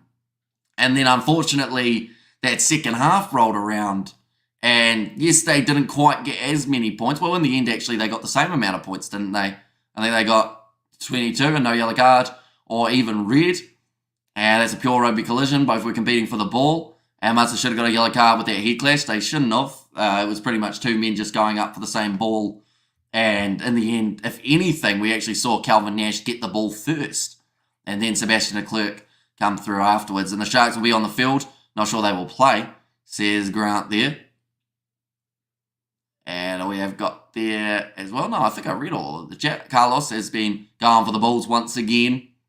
The second half just around the corner, ladies and gentlemen. Do let me know your in-score predictions for this contest. Next game that we are covering on the channel will be taking place between the Stormers and the Ospreys. That is actually kicking off in approximately 1 hour and 10 minutes. We will be covering that one on the channel as well. We've got a donation from Pads of Blaze, 100 likes. Well done, everyone. And here we go, do your 10 push-ups. I'm still not doing the 10 push-ups, but I thoroughly appreciate the donation. But yeah, the other side of things is you guys wouldn't see me do the push-ups because I'd be down there on the ground. I mean, I've got there Leinster apologetics are shameless. Lions played well, says Gats. Now, yeah, that's the thing. Like, sometimes you just got to credit the side that played the better rugby. And in that case, it was definitely the Lions. They were able to stay composed. They put together some brilliant phases and got a brilliant start in that game. Not go do them, says Bads Ablaze. I'll do them after the stream. How about that? Before the next one. The next game, of course, is going to be Stormers versus Ospreys. One is kicking off at about 7:10. So what do you think? Perth? What is Perth? Like the location in Australia, Mornay? And we have their length to 18 would smoke them. Says Rugby in 1823, not sure which team right now. Says Blues Nate. Yeah, second half just around the corner from getting underway. Okay, fair, but you better do them. Says Pads Ablaze. Gotta be good for you, don't they? I'm curious to know what kind of impact not having Sebastian de Klerk will have on the Bulls. And, of course, it was a brutal head knock. I do hope he's all right.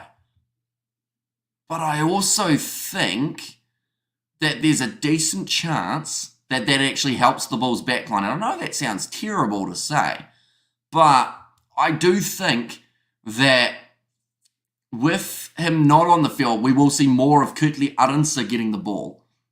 And we will probably see a little bit more of, the possession kind of going to those other men in the backline, which actually might lead to more chances on attack. So, it might be a blessing in disguise. Devon Williams, he is making his way onto the field. He was decent in that last game. The longer you leave it, more push-ups you have to do. Now you have to do 11 push-ups. Don't make it 12. Says Rugby, that's new Hamish. Giving donations alike.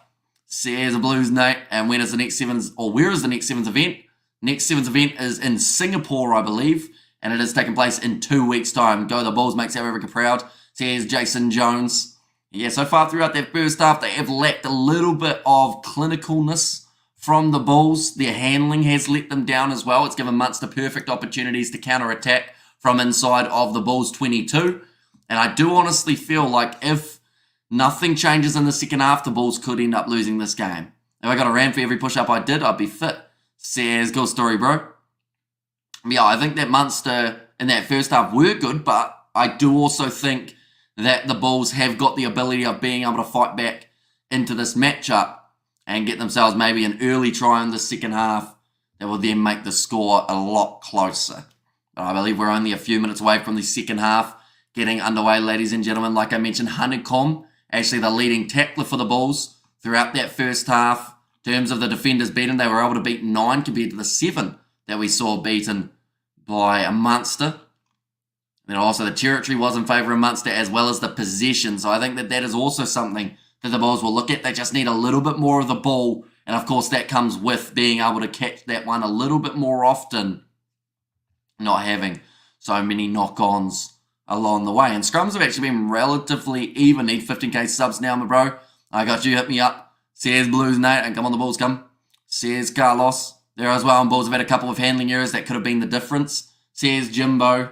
And yeah, sometimes in a game that can be so close, just a little mistake when you've got the ball in hand is all it takes. And, as the second half wears on, I think that the heat and also the little bit more of a home field advantage will go more in favour of the Bulls in terms of their bench. I think that they've probably got these...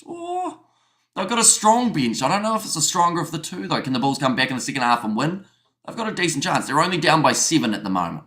Feel like a bit more possession would get them a long way in this contest. All right, Hamish, everyone, how's it going? So, Seb, doing very well, Seb. I'm sure you are a very happy man after the Quins have been able to progress through to the semi-finals of the Champions Cup, and Bulls have more stored up vitamin D. That's why South Africa are the best when it comes down to the crunch. Says, cool story, bro. A decent crowd at Loftus by the looks of it. There is a bit of the stand missing up the top in terms of being full, but on this near side, there are a lot of people who are in attendance. The first half was the longest knock-knock joke I've ever heard, says Arthur. They're just showing a zoom in of the moon as the Bulls make their way back out onto the field, ready to go for the second 40 minutes. In a matchup that means so much to these two sides. They want to be third on the overall table at the end of this round, and this is their opportunity to do so.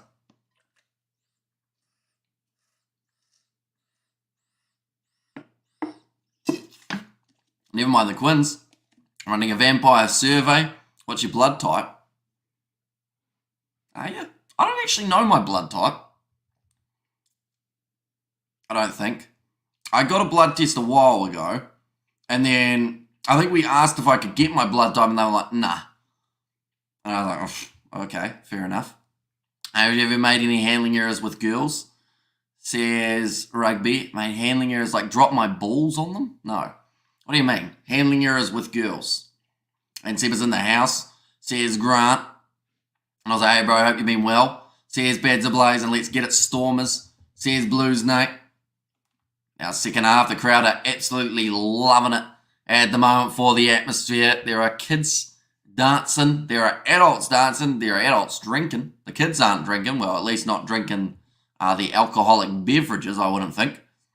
Now, Munster back out onto the field as well. How much would you take top 8 international tournament played over the summer and autumn? No Six Nations or Rugby Championship over World Club Championship. I mean, I think they're trying to do something along those lines, but they are still keeping the Six Nations and the Rugby Championship. I feel like you don't want to lose those competitions because they are something that is special to rugby and special to the sides involved. Big love, lads. Meanwhile, I hope you're all golden as well. It's Pretoria. Those kids are already pissed. Says Grant Manell. Munster. They'll be kicking this one off. Vampires only exist in Europe. Fun fact, cool story, bro. Seb is from Europe. What did you think of the Lions' performance against Leinster? I know it's the second stringer of Leinster. I still thought that the Lions played extremely well, and they stood up in a game that they knew that they had to, and they've helped the whole competition in terms of being able to have a chance of catching the leaders with the way that they played. My blood is blue with vodka at the moment. Could be beer in there along with 420. See the Blues, no? Now stepping there is Stephen Archer. The Bulls, they want to be the first side to score a try in the second half. Haven't you wear that headset to the pub to pull skirt? Nah. No, there's no woman in our pub. just middle-aged blokes. I said no. Now Murray goes back into the pocket, goes up to Jack Crowley, looking for the cross kick. That's bounced. I don't know why they let it bounce. No one really wanted to go up for it. They felt like it was going to be a tough one to get. And Bruce Papier now kicking that one in behind, and he's kicked it out on the full again. It's now Papier and also Hussein, who have both kicked that ball out on the full.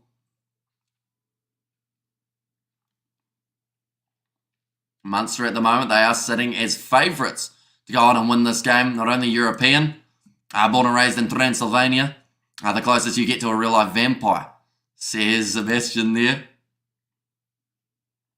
Now line-out throw for Niall Scannell.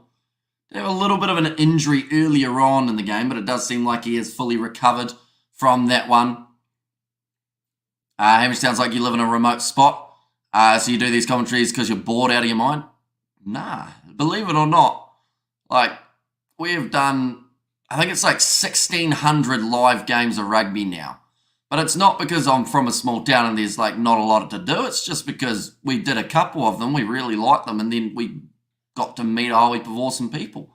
And we just kept on doing them. Like, it's currently 4:12 a.m., which is quite brutal. I'm pouring concrete at 7:30 on Monday morning, so that's going to be fun. Brilliant run there from the big man at 4, Ruan Vermaak. Now playing the halfback, penalty does go the way of the Bulls. Nothing wrong with middle-aged men in the pub. When you go to the pub, chat up the lass. Hi, my name is Rugby. She replies, I'm in the Women's League. Says Blues, no. I should have said just for one of those years in the World Cup cycle. Says Ryan. Then maybe. Although I think they're still trying to do something similar to that with the top. I think it's all the Six Nations sides, all the Rugby Championship sides, and then 2 other teams are getting added in. Bulls 23, Munster 20, nice score, says Carlos. It's going to be a perfect opportunity for the Bulls to kick towards the corner. They'll be about 7 metres out. Can they get their first try of the second half within only a few minutes? Johan Grubela throws it in nicely, taken at the front by Ludwig. 2 men with heads. Gear on. That's just short of the try line now. Who wants it? Looks like Honeycomb is keen. Is he going to go over? No, they've decided to go themselves there. They've got the penalty advantage again now for the Bulls. Now over. Oh, Krill tries the big dive and is somehow stopped. I have no idea how he didn't get over the try line there. He was fully in the air and did end up getting pushed back, but they will go back for the original penalty now. Looks like Ambrose Papier thought about taking the quick tap. It is unable to do so. Well, that late. Thanks for your dedication, says Wolf. And we still have one more game around the corner as well. The matchup between the Stormers and Ospreys. We are also covering on the channel. And Grant, what's your blood time, mate? Says Sebastian. And Hamish, are the other Kiwi lads jealous? They steal all the limelight, says Rugby. Nah, not at all. Like, me and George still film videos all the time.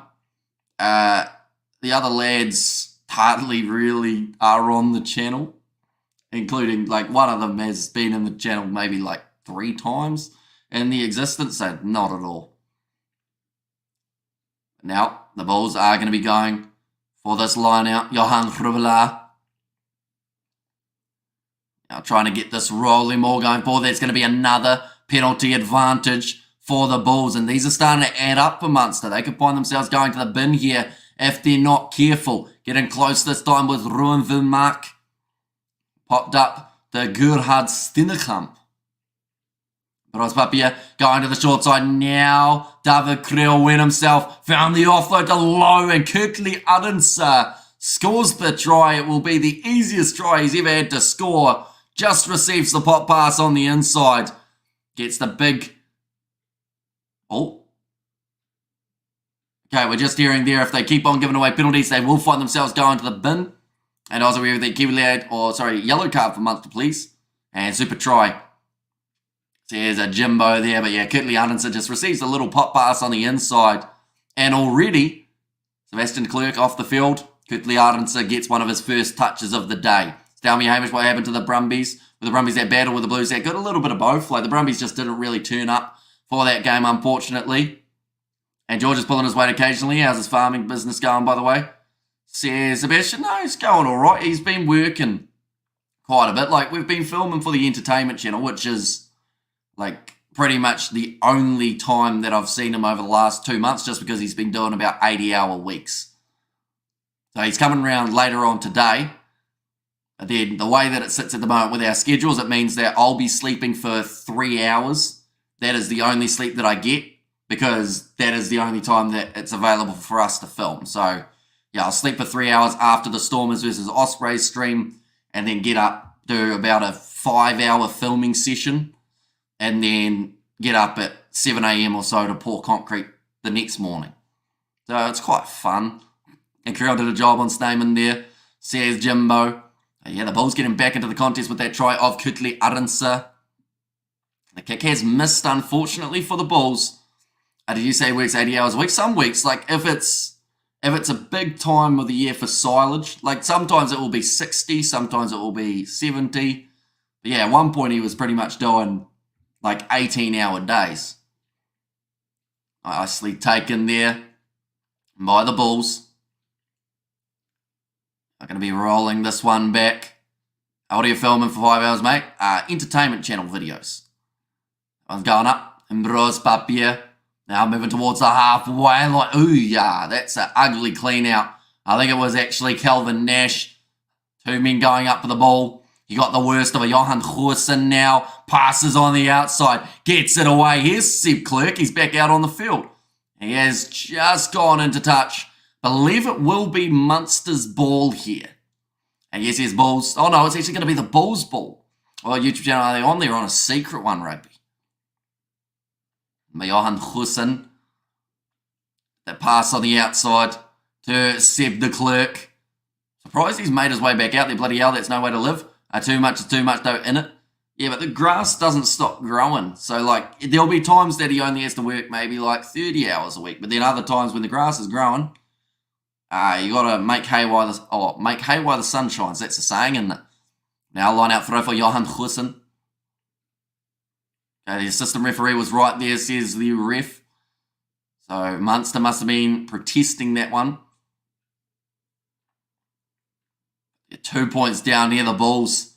There's another chance to get themselves an early try and a second early try in this half. And both of these sides, like I mentioned earlier on, they want to walk away with the bonus point score update at the moment. It is correct, 48 minutes in, 15 points to 17 with the Bulls on attack. Now 10 metres out from the line with a rolling maul. Breaking off the back here for Johan Hrubela, taken down low. And missed the kick, he did indeed, yep. It was scored out wide. Missed kick from Johan Goosen. And Ambrose Papier goes back across to Elric Lowe. Munster wanted the turnover, the hands were down. So it is going to be another advantage. Bulls all over Munster this half. Now Ambrose Papier, that's going to be the knock on. As I just say, you have a lot of vitamin D. Not sure. Nash taken out of the air. Ref waved it away. Says Jimbo.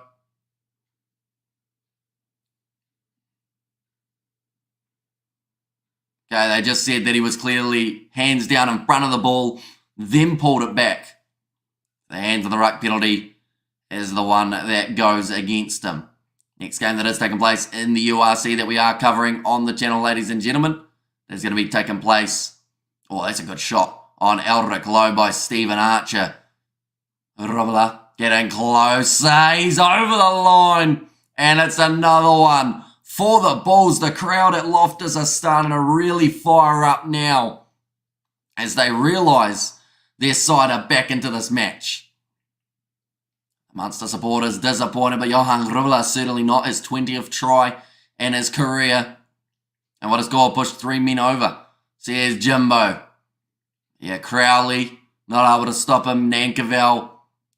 Just anyone else who joined. 379 watching. Sort of like World Cup numbers. So here's cool story, bro. But anyone who is new to the channel, of course, be sure to hit that like button and subscribe to the channel. So tell me, how was your sleep throughout the week? Awful. If I'm being honest, I think the most I got throughout the week was about 5 hours, which was pretty decent, I would say. It was just powered by Duracell batteries. So here's Brian. Great bit of work from Johan Rubla.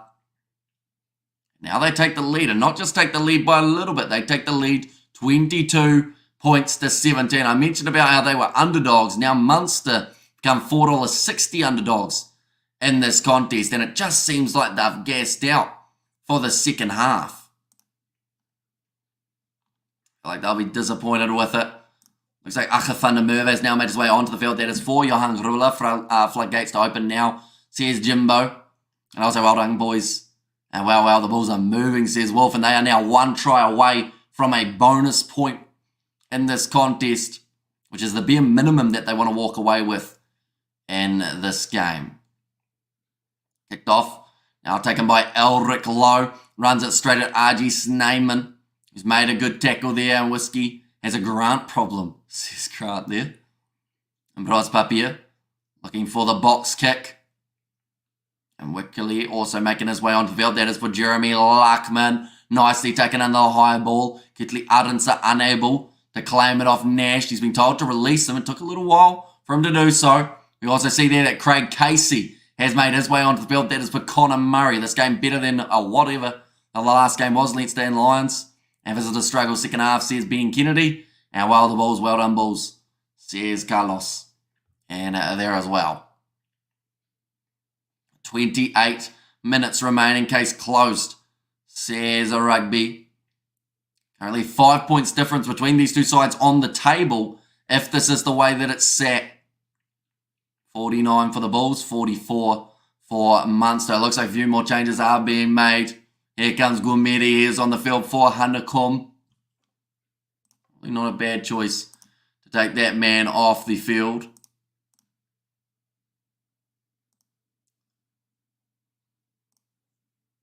I think Gavin Coombs, they've just mentioned, is also making his way onto the field.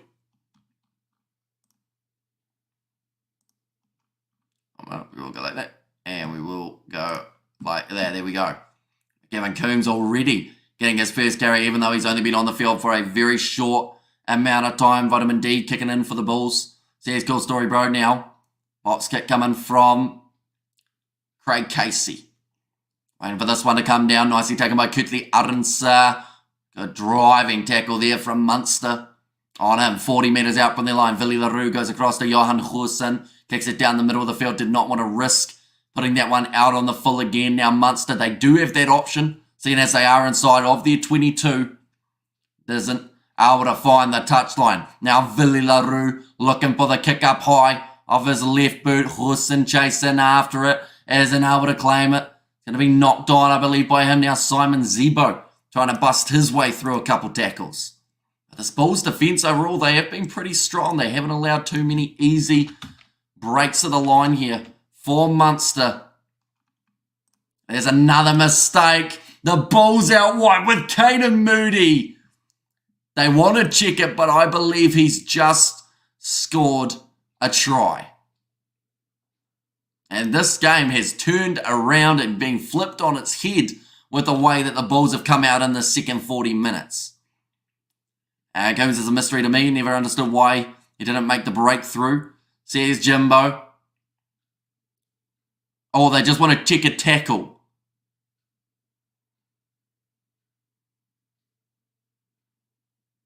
between Johan Hussen and Craig Casey. There was a head clash, they've said. That will determine whether or not... Okay, so Craig Casey, he's taken a bit of a shot. Can everyone see that watermelon? Says Robert. Yeah, that was a bit of a messed up one, wasn't it? Not sure why Australia's fallen off rugby in recent times. They have lots of sunshine. I mean, at the moment, they are sitting actually tying with one of their better seasons. Like, they've got as many wins as they had all throughout the last season, and they've still got about 5 rounds to go. The TMO are just reviewing it, see whether or not Kane Moody did step into touch. He had Sebastian de Klerk with him. Oh, yeah, that foot was very close to the touchline. I think we need to see it slowly. Hard to tell, he smashed Casey, says Jimbo.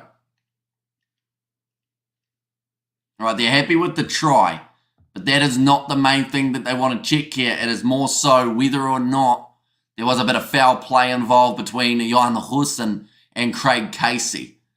So we are going to see it here. Ball pops out. Casey's got it. Here comes Johan Hussen. That's head on head. And I think Hussen almost knocked himself silly, but that is probably going to be a yellow card against him. And that will rule out the try of Kane and Moody and keep the score sitting at 22 points to 17. There's foul play. There's head contact. It's going to meet the yellow card threshold here. They're just checking to see if there was any mitigation, but it doesn't look good for Johan Hussen. It's not very good for Kane and Moody either. He was about to score himself a try, but looks like it is going to be ruled out here with that high shot. Yeah, he goes too high. And there Johan Hussen, maybe the clouds are gone. Australia's coming back. Says cool story, bro. They've just talked about it. They've said it's a high degree of danger. I think... Oh, this sounds like a red card for Johan Hussen. Yeah, this sounds bad. And this seems like maybe the Bulls have just made a massive mistake here. Like I've said, he's in an upright position trying to put pressure on that pass, but instead he has just slapped straight into the head of Craig Casey. He's not really dipping at the hips either. Yeah, that's ugly.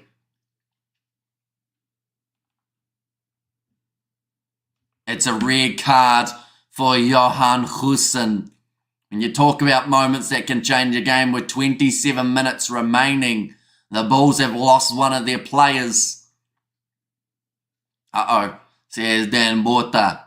Yeah, I think Johan Hussen has already left the field due to an HIA, so he won't actually know. For what, says one of the men in the crowd? Well, he almost decapitated Craig Casey. So that is for what? Well, it wasn't quite as serious as a decapitation, but it was still foul play from Johan Hussen. He was upright in the tackle, head-on-head contact, looked pretty bad. But it cancels out that try of Kane Moody, and now Munster are able to kick this one towards the touchline. And they've got another chance. And yep, red, says John MC. Yeah, as unfortunate as it is that it is a red card, it is a red card, if that makes sense. Now 26 and a half minutes remaining. Munster are only down by 5 here.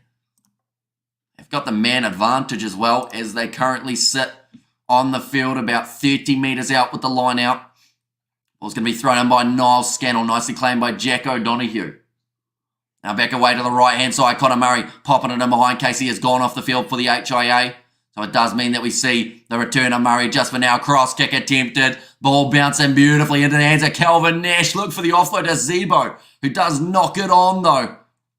And that should have almost been a penalty in favour of the Bulls, but it is going to be going back for the knock on. And now it's even. Says cool story. Apparently the South Africans and Loftus don't know what constitutes a red card when head contact is made. Says Connor Cahill, and this head-on-head rule is spoiling rugby, says Flores. I mean, to be fair, Craig Casey has had to go off the field with more than likely a concussion. I think Johan Hussen probably gave himself a concussion from doing so as well. The reaction was a joke. It's very reckless from Hussen. And bad, there goes the game. Other teams can win with 14, says Ben Kennedy. And to be fair, the Bulls have looked like the strongest side throughout the second half. So they have still got more than a chance of getting themselves that bonus point. What is your prediction, mate? Early on in the game, I said it would be determined by less than 7 points. And I'm still of that same belief. I still think both sides have got one more try in them, though. At least one try, in fact. So, to wait and see how it goes. Now the ball off the back, Eldrick Lowe. 5 metres out from his line, driven backwards, almost put into his in-goal area. I've been told not to play the ball. Papier goes off to Villy LaRue. Does manage to put that one into touch. RG Snyman looks very delicious with his haircut. That was from Diane, I should mention. I'm not the one who said it. Red card, says Dominique. And then it's going to be very tight, says Dan Borta. And the Bulls still have home and vitamin D advantage. Says Gold Story, bro. Looks like another change is being made for Munster. Ahern is making his way on. That is for RG Snyman, who will now make his way from the field. 25 minutes remaining. Red card in play for the Bulls. 24 minutes on the clock. That's the thing. Every time we have a stoppage of some sort, that uses up extra time that Munster may need to use, and that has gone wrong at line-out time. Aka van der Merwe does manage to clean it up, although turned over straight away for Gavin Coombs. Now Tyke Byrne driven backwards in a good tackle made by the Bulls. Murray goes back across to Niles Scannell. Tackled by Van Heeren. Now Crowley across to Frisch. Skip pass goes on the inside to Zebo to keep it in the field of play. And the Bulls damn. Says Dominique. Now Crowley cross them behind again. Nash with another attacking run. They are 22 metres out. It's going to be a penalty advantage. No advantage coming in their breakdown. And come on, boys. Says Mabutana. Hopefully I said that correctly. They've got the advantage now for not rolling away their Munster. That is in their favour. Crowley passes on the outside to Simon Zebo. Has two men with him. Doesn't need them. Although is eventually dragged down by David Creel. Now Murray. Great hands there. Who was that who ran onto that? Was that the number 17? Because if it was, that was a tremendous run for the replacement.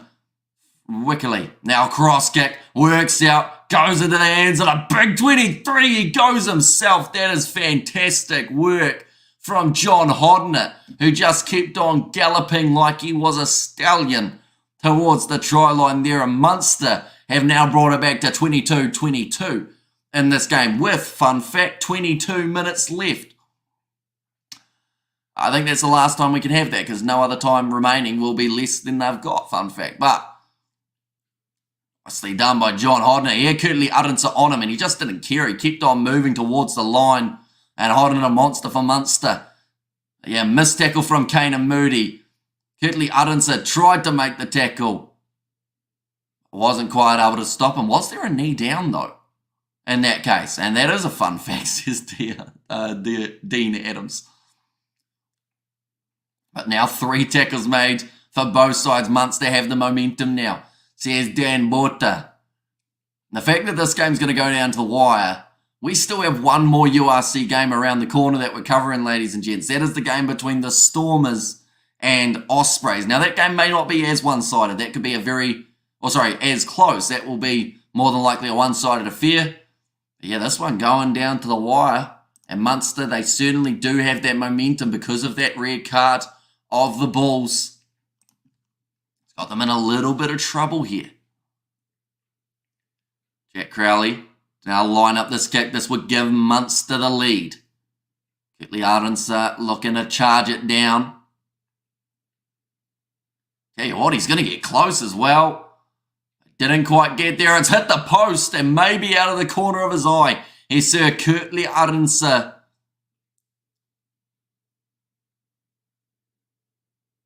Okay, I think the referees just said there for Kurtley Arendse wait a little bit longer. That one was very tight. And the Bulls must now put in everything. They can still make it through.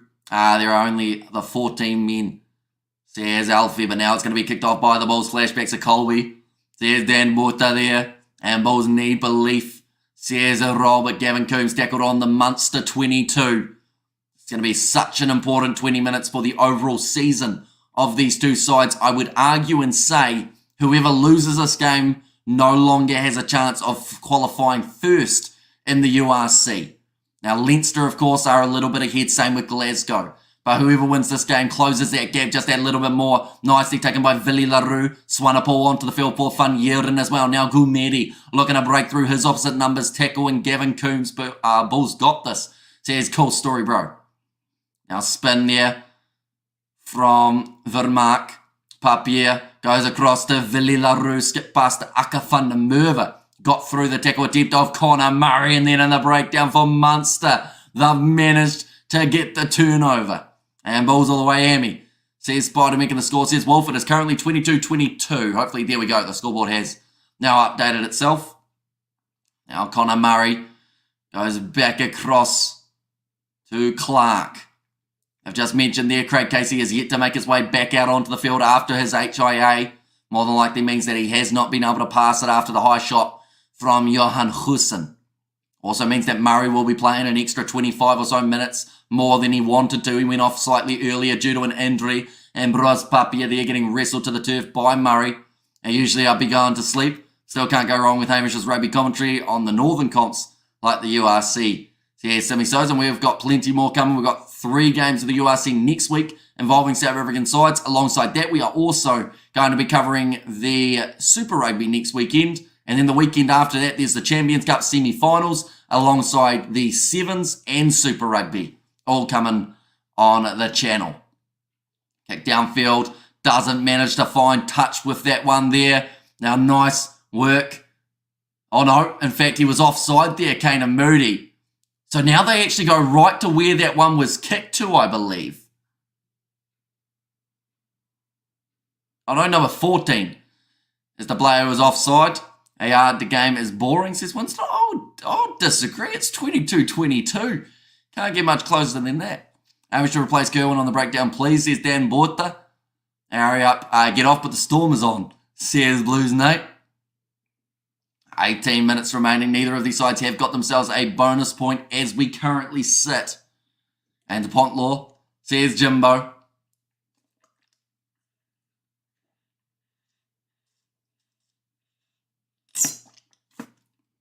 The next game, we are starting our stream, I believe at 5:10. I think it is. I'll just have a quick look to make sure.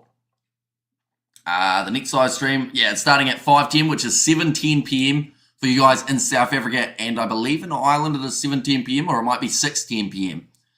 But it is kicking off in about 33 minutes time, somewhere around there. Typical World Rugby on display here. Very tight game.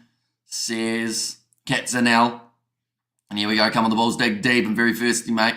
Says Winston. Yeah, we're running a bit low on water, talking this much. Does dry out the throat a bit. Couple more changes being made for Munster. That looks like Clark is on. And that is also Ollie Jaeger, the other man who has made his way onto the field. And come on the Bulls. Can't lose to a team like Munster, says Simi Souza. Right, timer's back on, and straight away, Clark has to try and get this throw right on the halfway line, and that is a perfect throw straight to Ty Burns' hands. Back across Crowley, and behind here, flat running from Antoine Frisch. Gets his offload away to Simon Zebo. Decides he wants to kick it, looking for the 50-22. That ball's going to bounce up awkwardly. Nicely taken by Kutli Arnser, walking the tightrope, staying in the field of play as well, and then he is driven into touch by John Hodnett. And also, come on the Bulls. And no more mistakes, Bulls, says Dominic, and yes, Bulls, make us proud, please, says Carlos. But just putting the heel on the line, it brushes the turf before he was able to get that offload away. The Bulls must score once to get a bonus point. I think they can do it, says Alfie. Yeah, both of these sides find themselves in that same scenario. One try gets them the extra point on the board, which could be absolutely massive for them in the overall scheme of the competition. The Bulls are currently 50% likely to win this game, according to the win predictor, 37% in favour of Munster, and the draw is slowly climbing as this match wears on. Never rest players, says Alicia. Draw might be on the cards, says Ben Kennedy. Also tough cookie Arinsa, says a Jimbo there, but now line out throw for Clark. Gone over the top. Nicely taken by the big man Jack O'Donoghue. Tackled by Swanepoel. Recently made his way onto the field for the Bulls. My blood is blue all the way. Come on the Bulls, says Jessica. And come on the Bulls, pull it through, says Vicus. And it's definitely going to be one of those games that one little mistake, you've just run straight into him, was the comment there from the referee. Conor Murray trying to milk the penalty, wasn't able to do so. Now passed out wide, and it was forward from Alex Nankerville. And please no draw, says Dan Borta. Yeah, draw would almost, it would actually cost both of these sides quite badly, wouldn't it? But then at the same time, if they both got a bonus point, there would be 3 points on the board for both of these teams, which would still keep them in the running for the top qualifying spot. But I'm with the Bulls. Says Alicia there. But like I mentioned, still another 30 minutes till that next live stream will be starting for the Stormers versus Ospreys. We are going to be covering that one. No respect shown for the reigning champs, typical. Says Ilmar there. And also, but I'm with the Bulls. Says Alicia. And also, we agree the Bulls will get a penalty just over the 70th minute. Says Ramon. Yeah, Munster being able to come into this game as slight underdogs. Of course, not what is the weakest northern side. Probably Zebre, I guess. I think they're bottom of the bunch at the moment. Now, looking to roll forward here at scrum time. Wales, says Den Bota. Alric Low, tackled on the short side. If it's a draw, are they point each or golden? So they do just go split points for a draw in the URC. No golden point available. Get some coffee, man, says Wolf. I don't drink coffee. I've never had a coffee. I feel like I'll just fill up on more water in between the streams and she'll be right. It is currently 4:40 a.m. here in New Zealand, though, so the occasional yawn is probably understandable. High altitude, taking its toll on the Munsters. Says Clarence there, but nicely taken there by Simon Zebo. I haven't noticed Munster slowing down as of yet, though, to be honest. I think they've made their subs at the right time, and that has meant that they haven't completely gassed out at this stage of the match. Crowley short ball that's dropped by Ty Burney. Would have been straight through the gap as well. Shooting the golden point extra time doesn't apply here in the comp, in this comp like Super Rugby. Yep, so it is just a draw. If they are tied at the end, appreciate your sacrifice, Sammy. You're a real one. Says Dan Borton. We have still got that next game, like I mentioned, between the Stormers and the Ospreys that we will be covering on the channel as well. That one will be kicking off at 5:10 a.m. New Zealand time. Or in about 28 minutes time. Bulls, don't let me drink tonight. Says Alicia. Looks like another change. What is that haircut? I think that's Joey Carberry. I don't know what he's done to the middle of his hair. It looks like he's kind of pushed it over one way and then the other two bits are straight up in the opposite direction. Okay, get a red ball. The Blue Bulls can win. Would you believe me if I had never had a red ball either, Wolf? Handling here, it's 12 from Munster, 11 from the Bulls. It's been a little bit rough from these two sides. This is a group game, says Junaid. It certainly is. Still a part of the regular season. Could be the final if they both make it far in the URC. And if it was the final, I do hope that it's as close as it is here. Both front rows have gone down, and Bruce Papier looking off to this left-hand side goes away to David Creel, trying to run over the top of Conor Murray, and he was slightly successful in that venture. Now Kutli Arinsa gets it away to Swanepoel. They're on the halfway line at the moment for the Vodacom Bulls. Chris Smith has made his way onto the field. Good driving tackle on Gerhard Stennekamp. Another one, boys, my blood likes South Africans in a scrum, and sometimes you just got to ride the ball, says Dan Borta. One's going to be kicked high. Does land on the side of Munster with Calvin Nash. Now back across here. Looking like he's going for the cross kick, Joey Carberry. Could have booted him behind, but Chris Smith was there and ready for it. Now Munster will be able to run it back with Joey Carberry. Look for the pass. Is smashed there by Kanan Moody. Has given the ball back away to John Hodnett, who's now running down the wing. Akafunda Mover couldn't make the tackle on him. That ball's going to be claimed by the Bulls. Oh, Elric Lowe, very unlucky for that one. What, bro, where are you from? The mountains? Says, well, I mean, I am from a small town, but they do sell Red Bull here, but it's just I've never had one. And Bulls announcer playing Zombie over the Tanui. I think the Island South Africa thing will be awesome this summer. And good point, Jimbo. Says, cool story, bro, there as well. And we can do it, Bulls is going to win. It's going to be a tight game says a Marcel. And come on the Bulls, remember you don't eat from the floor, you are a bull. What do they eat from? A trough, I guess, instead? In that case? 11 minutes remaining. And still these two sides find themselves tied.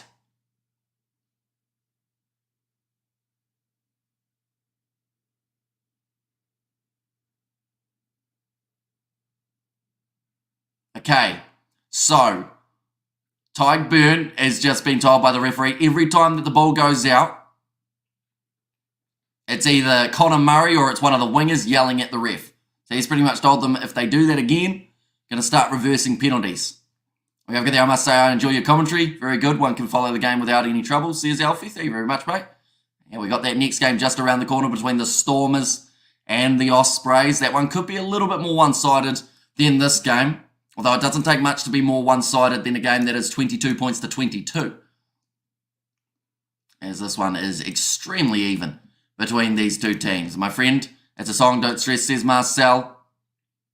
And also we have got there, come on the Bulls, please, says Carlos.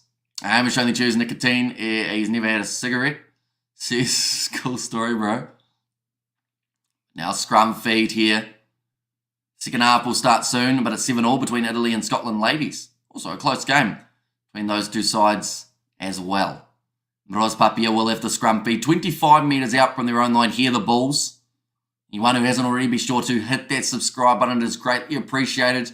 You all being here for this game. We are back for the URC next week. These two sides will be back in action. Munster, they have got their contest up against the Lions, and the Bulls, they are going to be playing the Ospreys. We're covering both of those games back-to-back on the channel. So be sure, if you haven't already, to hit that subscribe button. We have got the Bulls defence. Defensive line has been excellent. A man down. I can't wait for the Stormers game. It's a pity. We just make it, or we didn't make it into the semis. Says Winston. Now this time, and Bros Papier will feed it into the scrum. It is certainly not steady at scrum time. Referee asked for stability, and he got anything but, so we are going to have another stoppage here. Okay, the referee's calling over the two front rows. And again, the Mutants lose already, says Gareth. Okay. Referees just said the scrums have deteriorated since we've seen the changes in the front row. Altitude going to make a difference, says Dan Boto. Although if there's that many handling errors like we've seen throughout this game, we're seeing 23, I believe, in total. Maybe even up to 24 or 25 now. So having 25 stoppages, I think, honestly, doesn't mean that altitude will play as much of a factor. Because the game hasn't been quick enough and high enough tempo to be able to actually wear down the teams because of all those stoppages. Whether it's a line-out or a scrum, we've seen quite a lot of them throughout this game already. And blah, blah, blah, ref, just give the penalty and get on with it, says Jimbo. Right, the scrum is a little bit more steady. Now going off the back, Gumeri with the big fend, but he's gone to Kurtley Arunsa. It's a forward pass. And it's going to be another scrum now, this time in favour of Munster. 70 minutes through at the moment in this contest, ladies and gentlemen. And come on the ball, all you need is 3. It makes sense, Munster slowing it down too. Good tactic, says Dan Botta. I mean, I don't think they're dropping the ball on purpose. It's just like both sides are just dropping it consistently at the moment. And we have got there how much time is left, says Enrico. Still another about 9.5 minutes remaining in this contest now. Bulls play now. Bulls Rugby, please, on Loftus, says Carlos. We are only 20 minutes away from that next game that we are covering between the Stormers and the Ospreys, ladies and gents. So if you are new to the channel, of course, be sure to leave a like and subscribe. We'll go like this. We all go like that. That is going to be another penalty going the way of Munster. And this is a kickable 3 if they want it. Mistakes are not acceptable at this level. And I'll be played over the PA system. Well, it's definitely revving up the other IRA, Irish fan anarchists. Is that how you say that word? Maybe. Maybe not. And we over there, looks like Munster don't want to win. I think that Munster will slow down the game because of the altitude. Says Alfie Visa. Now they've got a decision to make. It looks like Jack Crowley's actually going to kick this one towards the corner. Maybe a draw is fair. Both teams equally poor. There's Dan. Right, Jack Crowley lining up the corner here. They want one more try to give them the bonus point. It's going to be a 1 point game, says Marcel. And what will Rassi do? Says Gerhard, how the Bulls get a red card. It was Johan Hussen, head-on-head contact with Craig Casey, who was making a pass, and then Hussen just came in and steamrolled him to his forehead. It was pretty much a flying headbutt, so it was a fair enough one. And yeah, bad decision from Johan Hussen. Well, I need Shadow ready for the Stormers night and hard game, says Xander. Although the Stormers game is only in 20 minutes' time. Just to remind you.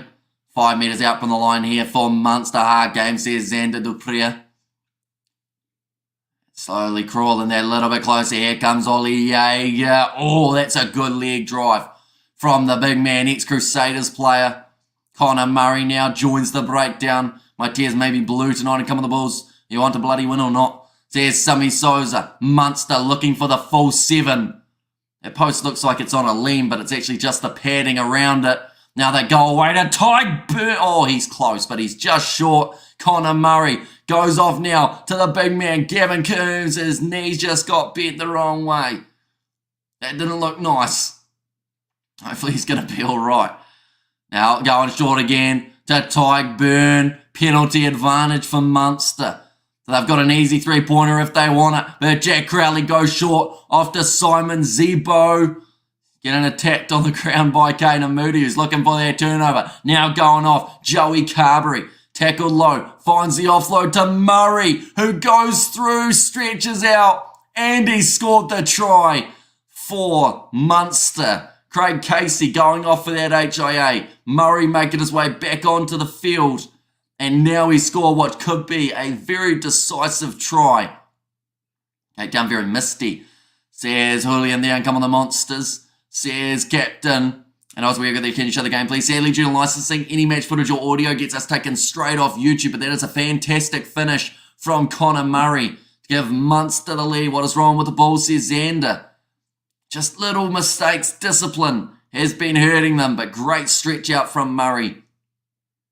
And he is limping badly at the moment. He went off early due to an injury, but had to come back on because of Johan Hussen injuring Craig Casey. I think they should rather look at malicious or not when rolling on head-on-head decisions, says Flores. I mean, they should, but then at the same time, like, he pretty much knocked Craig Casey out, and it was relatively late as well. Like, I can see why it was considered a red card for Johan Hussen's ones. It was just a really poor decision from what is an experienced player. I think the Munsters may have scored the clincher. I knew it from the start that the Bulls don't have enough firepower. Weak Bulls. That kick from Crowley has missed. So that now means that the Bulls are still within a converted try in this contest. They are $8.50 underdogs now compared to Munster, who close in at $1.06. And oh, what a try, says Katzenell. And oh, Bulls come on and go the Bulls, says Adrian in the chat as well. Going to be a big one. Heading down to the wire by the looks of it. Chris Smith about to kick this one. Misters on the ground, says Julian. And are you a Bulls fan, says Xander Dupree. I am impartial in this contest. Be calling it down the middle for the final few moments, but 5 minutes remain now. The Bulls are down by 5. And Chris Smith now will be kicking this one off. He will be aiming long and high to try and drive Munster deep inside of their own 22. Well taken by Gavin Coombs, and Jakes thinks he's clever. So here's Alicia there. And game over. Well done, Munster, says Ramon. This game is far from over. Munster are inside of their 22. The week rest for top players of the Bulls coming into play, says Johannes. Now Connor Murray will have to kick this one towards the touchline. They think it's over. Here's cool story, bro. 5 minutes, Bulls. I get going or get fact, says Sammy Souza. No Bulls, says Carlos as well. But anyone who is new to the channel, of course, be sure to hit that subscribe button. The way that the table currently sits, with the way that this is, Munster would be in 3rd place on 48 points. The Bulls would be in 4th, sitting on the 46. Xander Dupree is a diehard Stormer, says Winston. That is also not true. 4.5 minutes. Devin Williams now only just making his way onto the field. That seems like a very late change. Papia scored in the 75th minute. Well, I don't think he's still on the field here. And Bros Papier, I'm just looking around. Yeah, Zach Berger has now just made his way onto the field, and he's got try-scoring capabilities. We know that from the rest of the URC season. Aka van der Merwe trying to get this rolling mode going here for the Bulls. They've got a very good chance of scoring if they can get themselves the penalty advantage here from Munster. They've been told to use it once. A draw, says Julian. Of course, a kick later on could be crucial for the Bulls if they can get themselves the try. Zach Berger goes across to Mornay Smith. The Bulls' handling has let them down throughout this game. They've had about 12 handling errors. Can they finally hang on to that ball for that little bit longer? Zach Berger goes back across to Martin Zima in his 50th game. I wish your quality commentary shows that you enjoy what you're doing. Says Clarence. I mean, to be fair, we would not be staying up till 5 a.m. to do commentary for these games if we didn't absolutely love it. And you guys being in the chat always makes these so much more fun. Goimedi now hits it up to 9 phases now. Zach Berger back across to Chris Smith. Aka van der Merwe smashed hard and driven backwards there by Connor Murray. And I agree, the Bulls must now score and convert. My body is eating its own fat. Says Cool Story, bro. That's supposed to be slightly good as long as it's not too much. Going off to the left hand side, Mornay Smith. Wide cutout pass out to Devin Williams. Showing some pace, but he's being tackled. And it's being put into touch. Who did it touch last, though? Maybe it was off the Bulls. 14-man is a mountain to climb unless a Munster falls asleep, says Ben. And Bulls have one more in them. Come on. And game not over yet. Bulls got the Bulls. I agree. The Bulls must now score and convert. Looks like Simon Zebo has stayed down. And, bro, we don't sleep here in South Africa when it's a rugby weekend, says Winston. To be fair, though, the games for you guys in South Africa, like this one, it is currently 7 p.m. as opposed to 5 a.m. here in New Zealand. And go the Bulls. I know you can. The Bulls fans are about to taste griefs. Says Katzenell. 3 minutes remaining now. Munster have got themselves the bonus point that they were after as well. So all they need is to keep this ball for 3 minutes and then end the game. But I don't think it's that easy.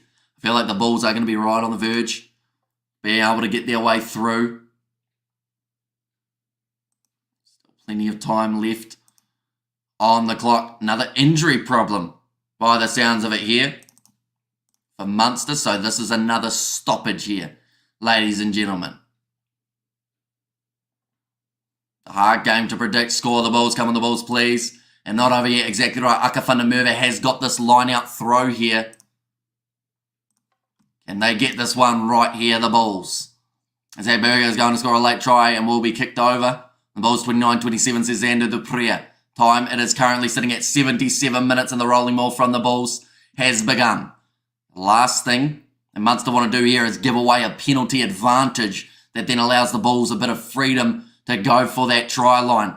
They've been told to use it once. It's been dragged down by Blue, says the referee. Aka van der Merwe now breaking off the back. They're currently 30 metres from the line. And Zach Berger having a wrestle for that ball. It's been left alone so that Ludwig can get it back to Gumedi. Now taken by Smith. Onto the ball. Oh, Hodnett was close there. Zach Berger with the short ball to Elric Lowe. Will always make your meters. Zach Berger sells the dummy. Goes on the inside to Chris Smith, who offloads it to Gumedi. He's going to have to join that breakdown. Smith. And it's the turnover for Munster. Just not quite able to muscle up with the replacement of Hearn. Come on the Bulls, I said, come on. For 2 more minutes, Amish still has dieting advice. During the heat of battle, what a pro. Says, cool story, bro. Now back across. Munster have 2 minutes left that they need this ball in hand. It looks like Connor Murray is going to roll this one back now. We're in the final moments of the contest, ladies and gentlemen. 90 seconds remaining. Bulls are nowhere tonight. Says Dan Borta. They may be nowhere though, but they might still have a chance. Quickly, Arendse taking that one nicely. Was he tackled in the air? The ball is available for the Bulls. Zach Berger inside of their own half. Going back across to Ludwig. One more drop ball here or one more penalty to Munster. Might close out this game. It reminds me of the wind pie I had for lunch yesterday, now that the dieting thing is mentioned. Now Chris Smith going across to Swanepoel. They're inside of their own half with 1 minute remaining on the clock here, the Bulls. This is to get through, possibly as one of the top qualifiers. They need the win. That's interesting. Zach Berger did not win the penalty. He threw it at a Munster player who was offside. Referee says, no, you're not having it that easy. You've thrown it at him when he was offside, but he was trying to get back, they've said. They had to release their Munster. Now, Mornay Smith just walking it. Play on Matador pulled out. We're hearing some interesting terms here from the referee.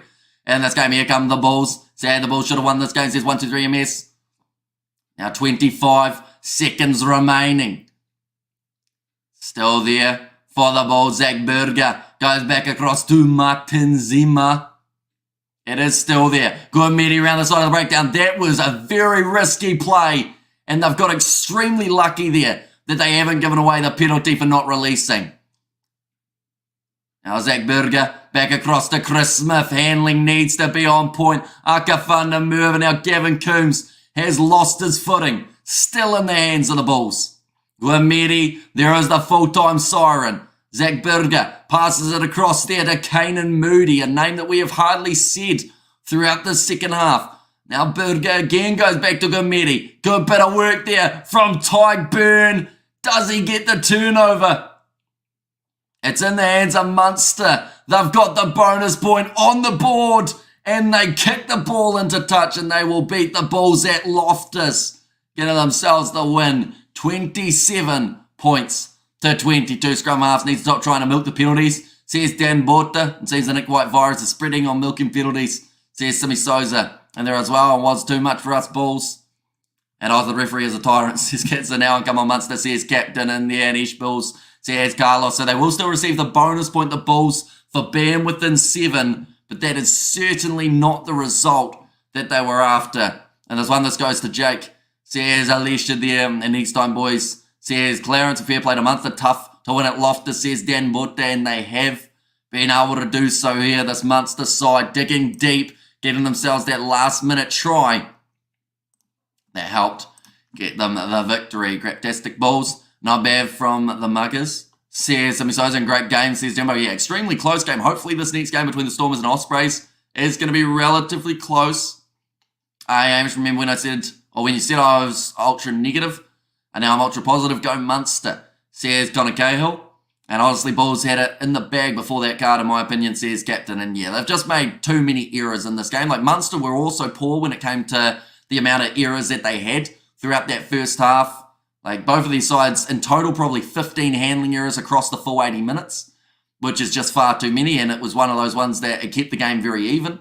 And it also meant that either of the sides had an opportunity to go on and get themselves the victory. But we have still got one more game coming later on today, ladies and gentlemen. And later on is 7 minutes time. The Stormers taking on Ospreys. Be sure to pop in for that one. We've got to do the push-ups in between the streams. Paddy has said there, if the Bulls can't do it in South Africa, how would they do it in Europe? Told you Munster, the bogey team, says Albert, and great game at Seamsteins, man. And hard game on Loftus tonight, sorry, Bulls.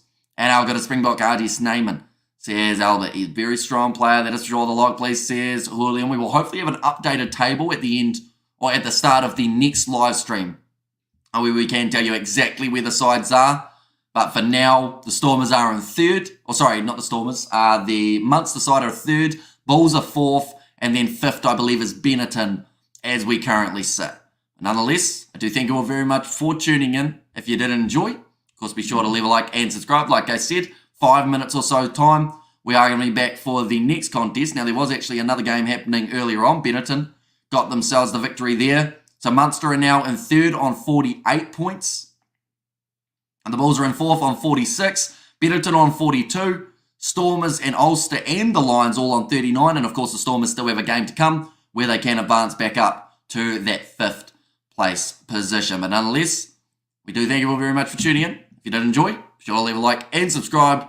And I will see you all in 5 minutes time for the Stormers in their game up against the Ospreys.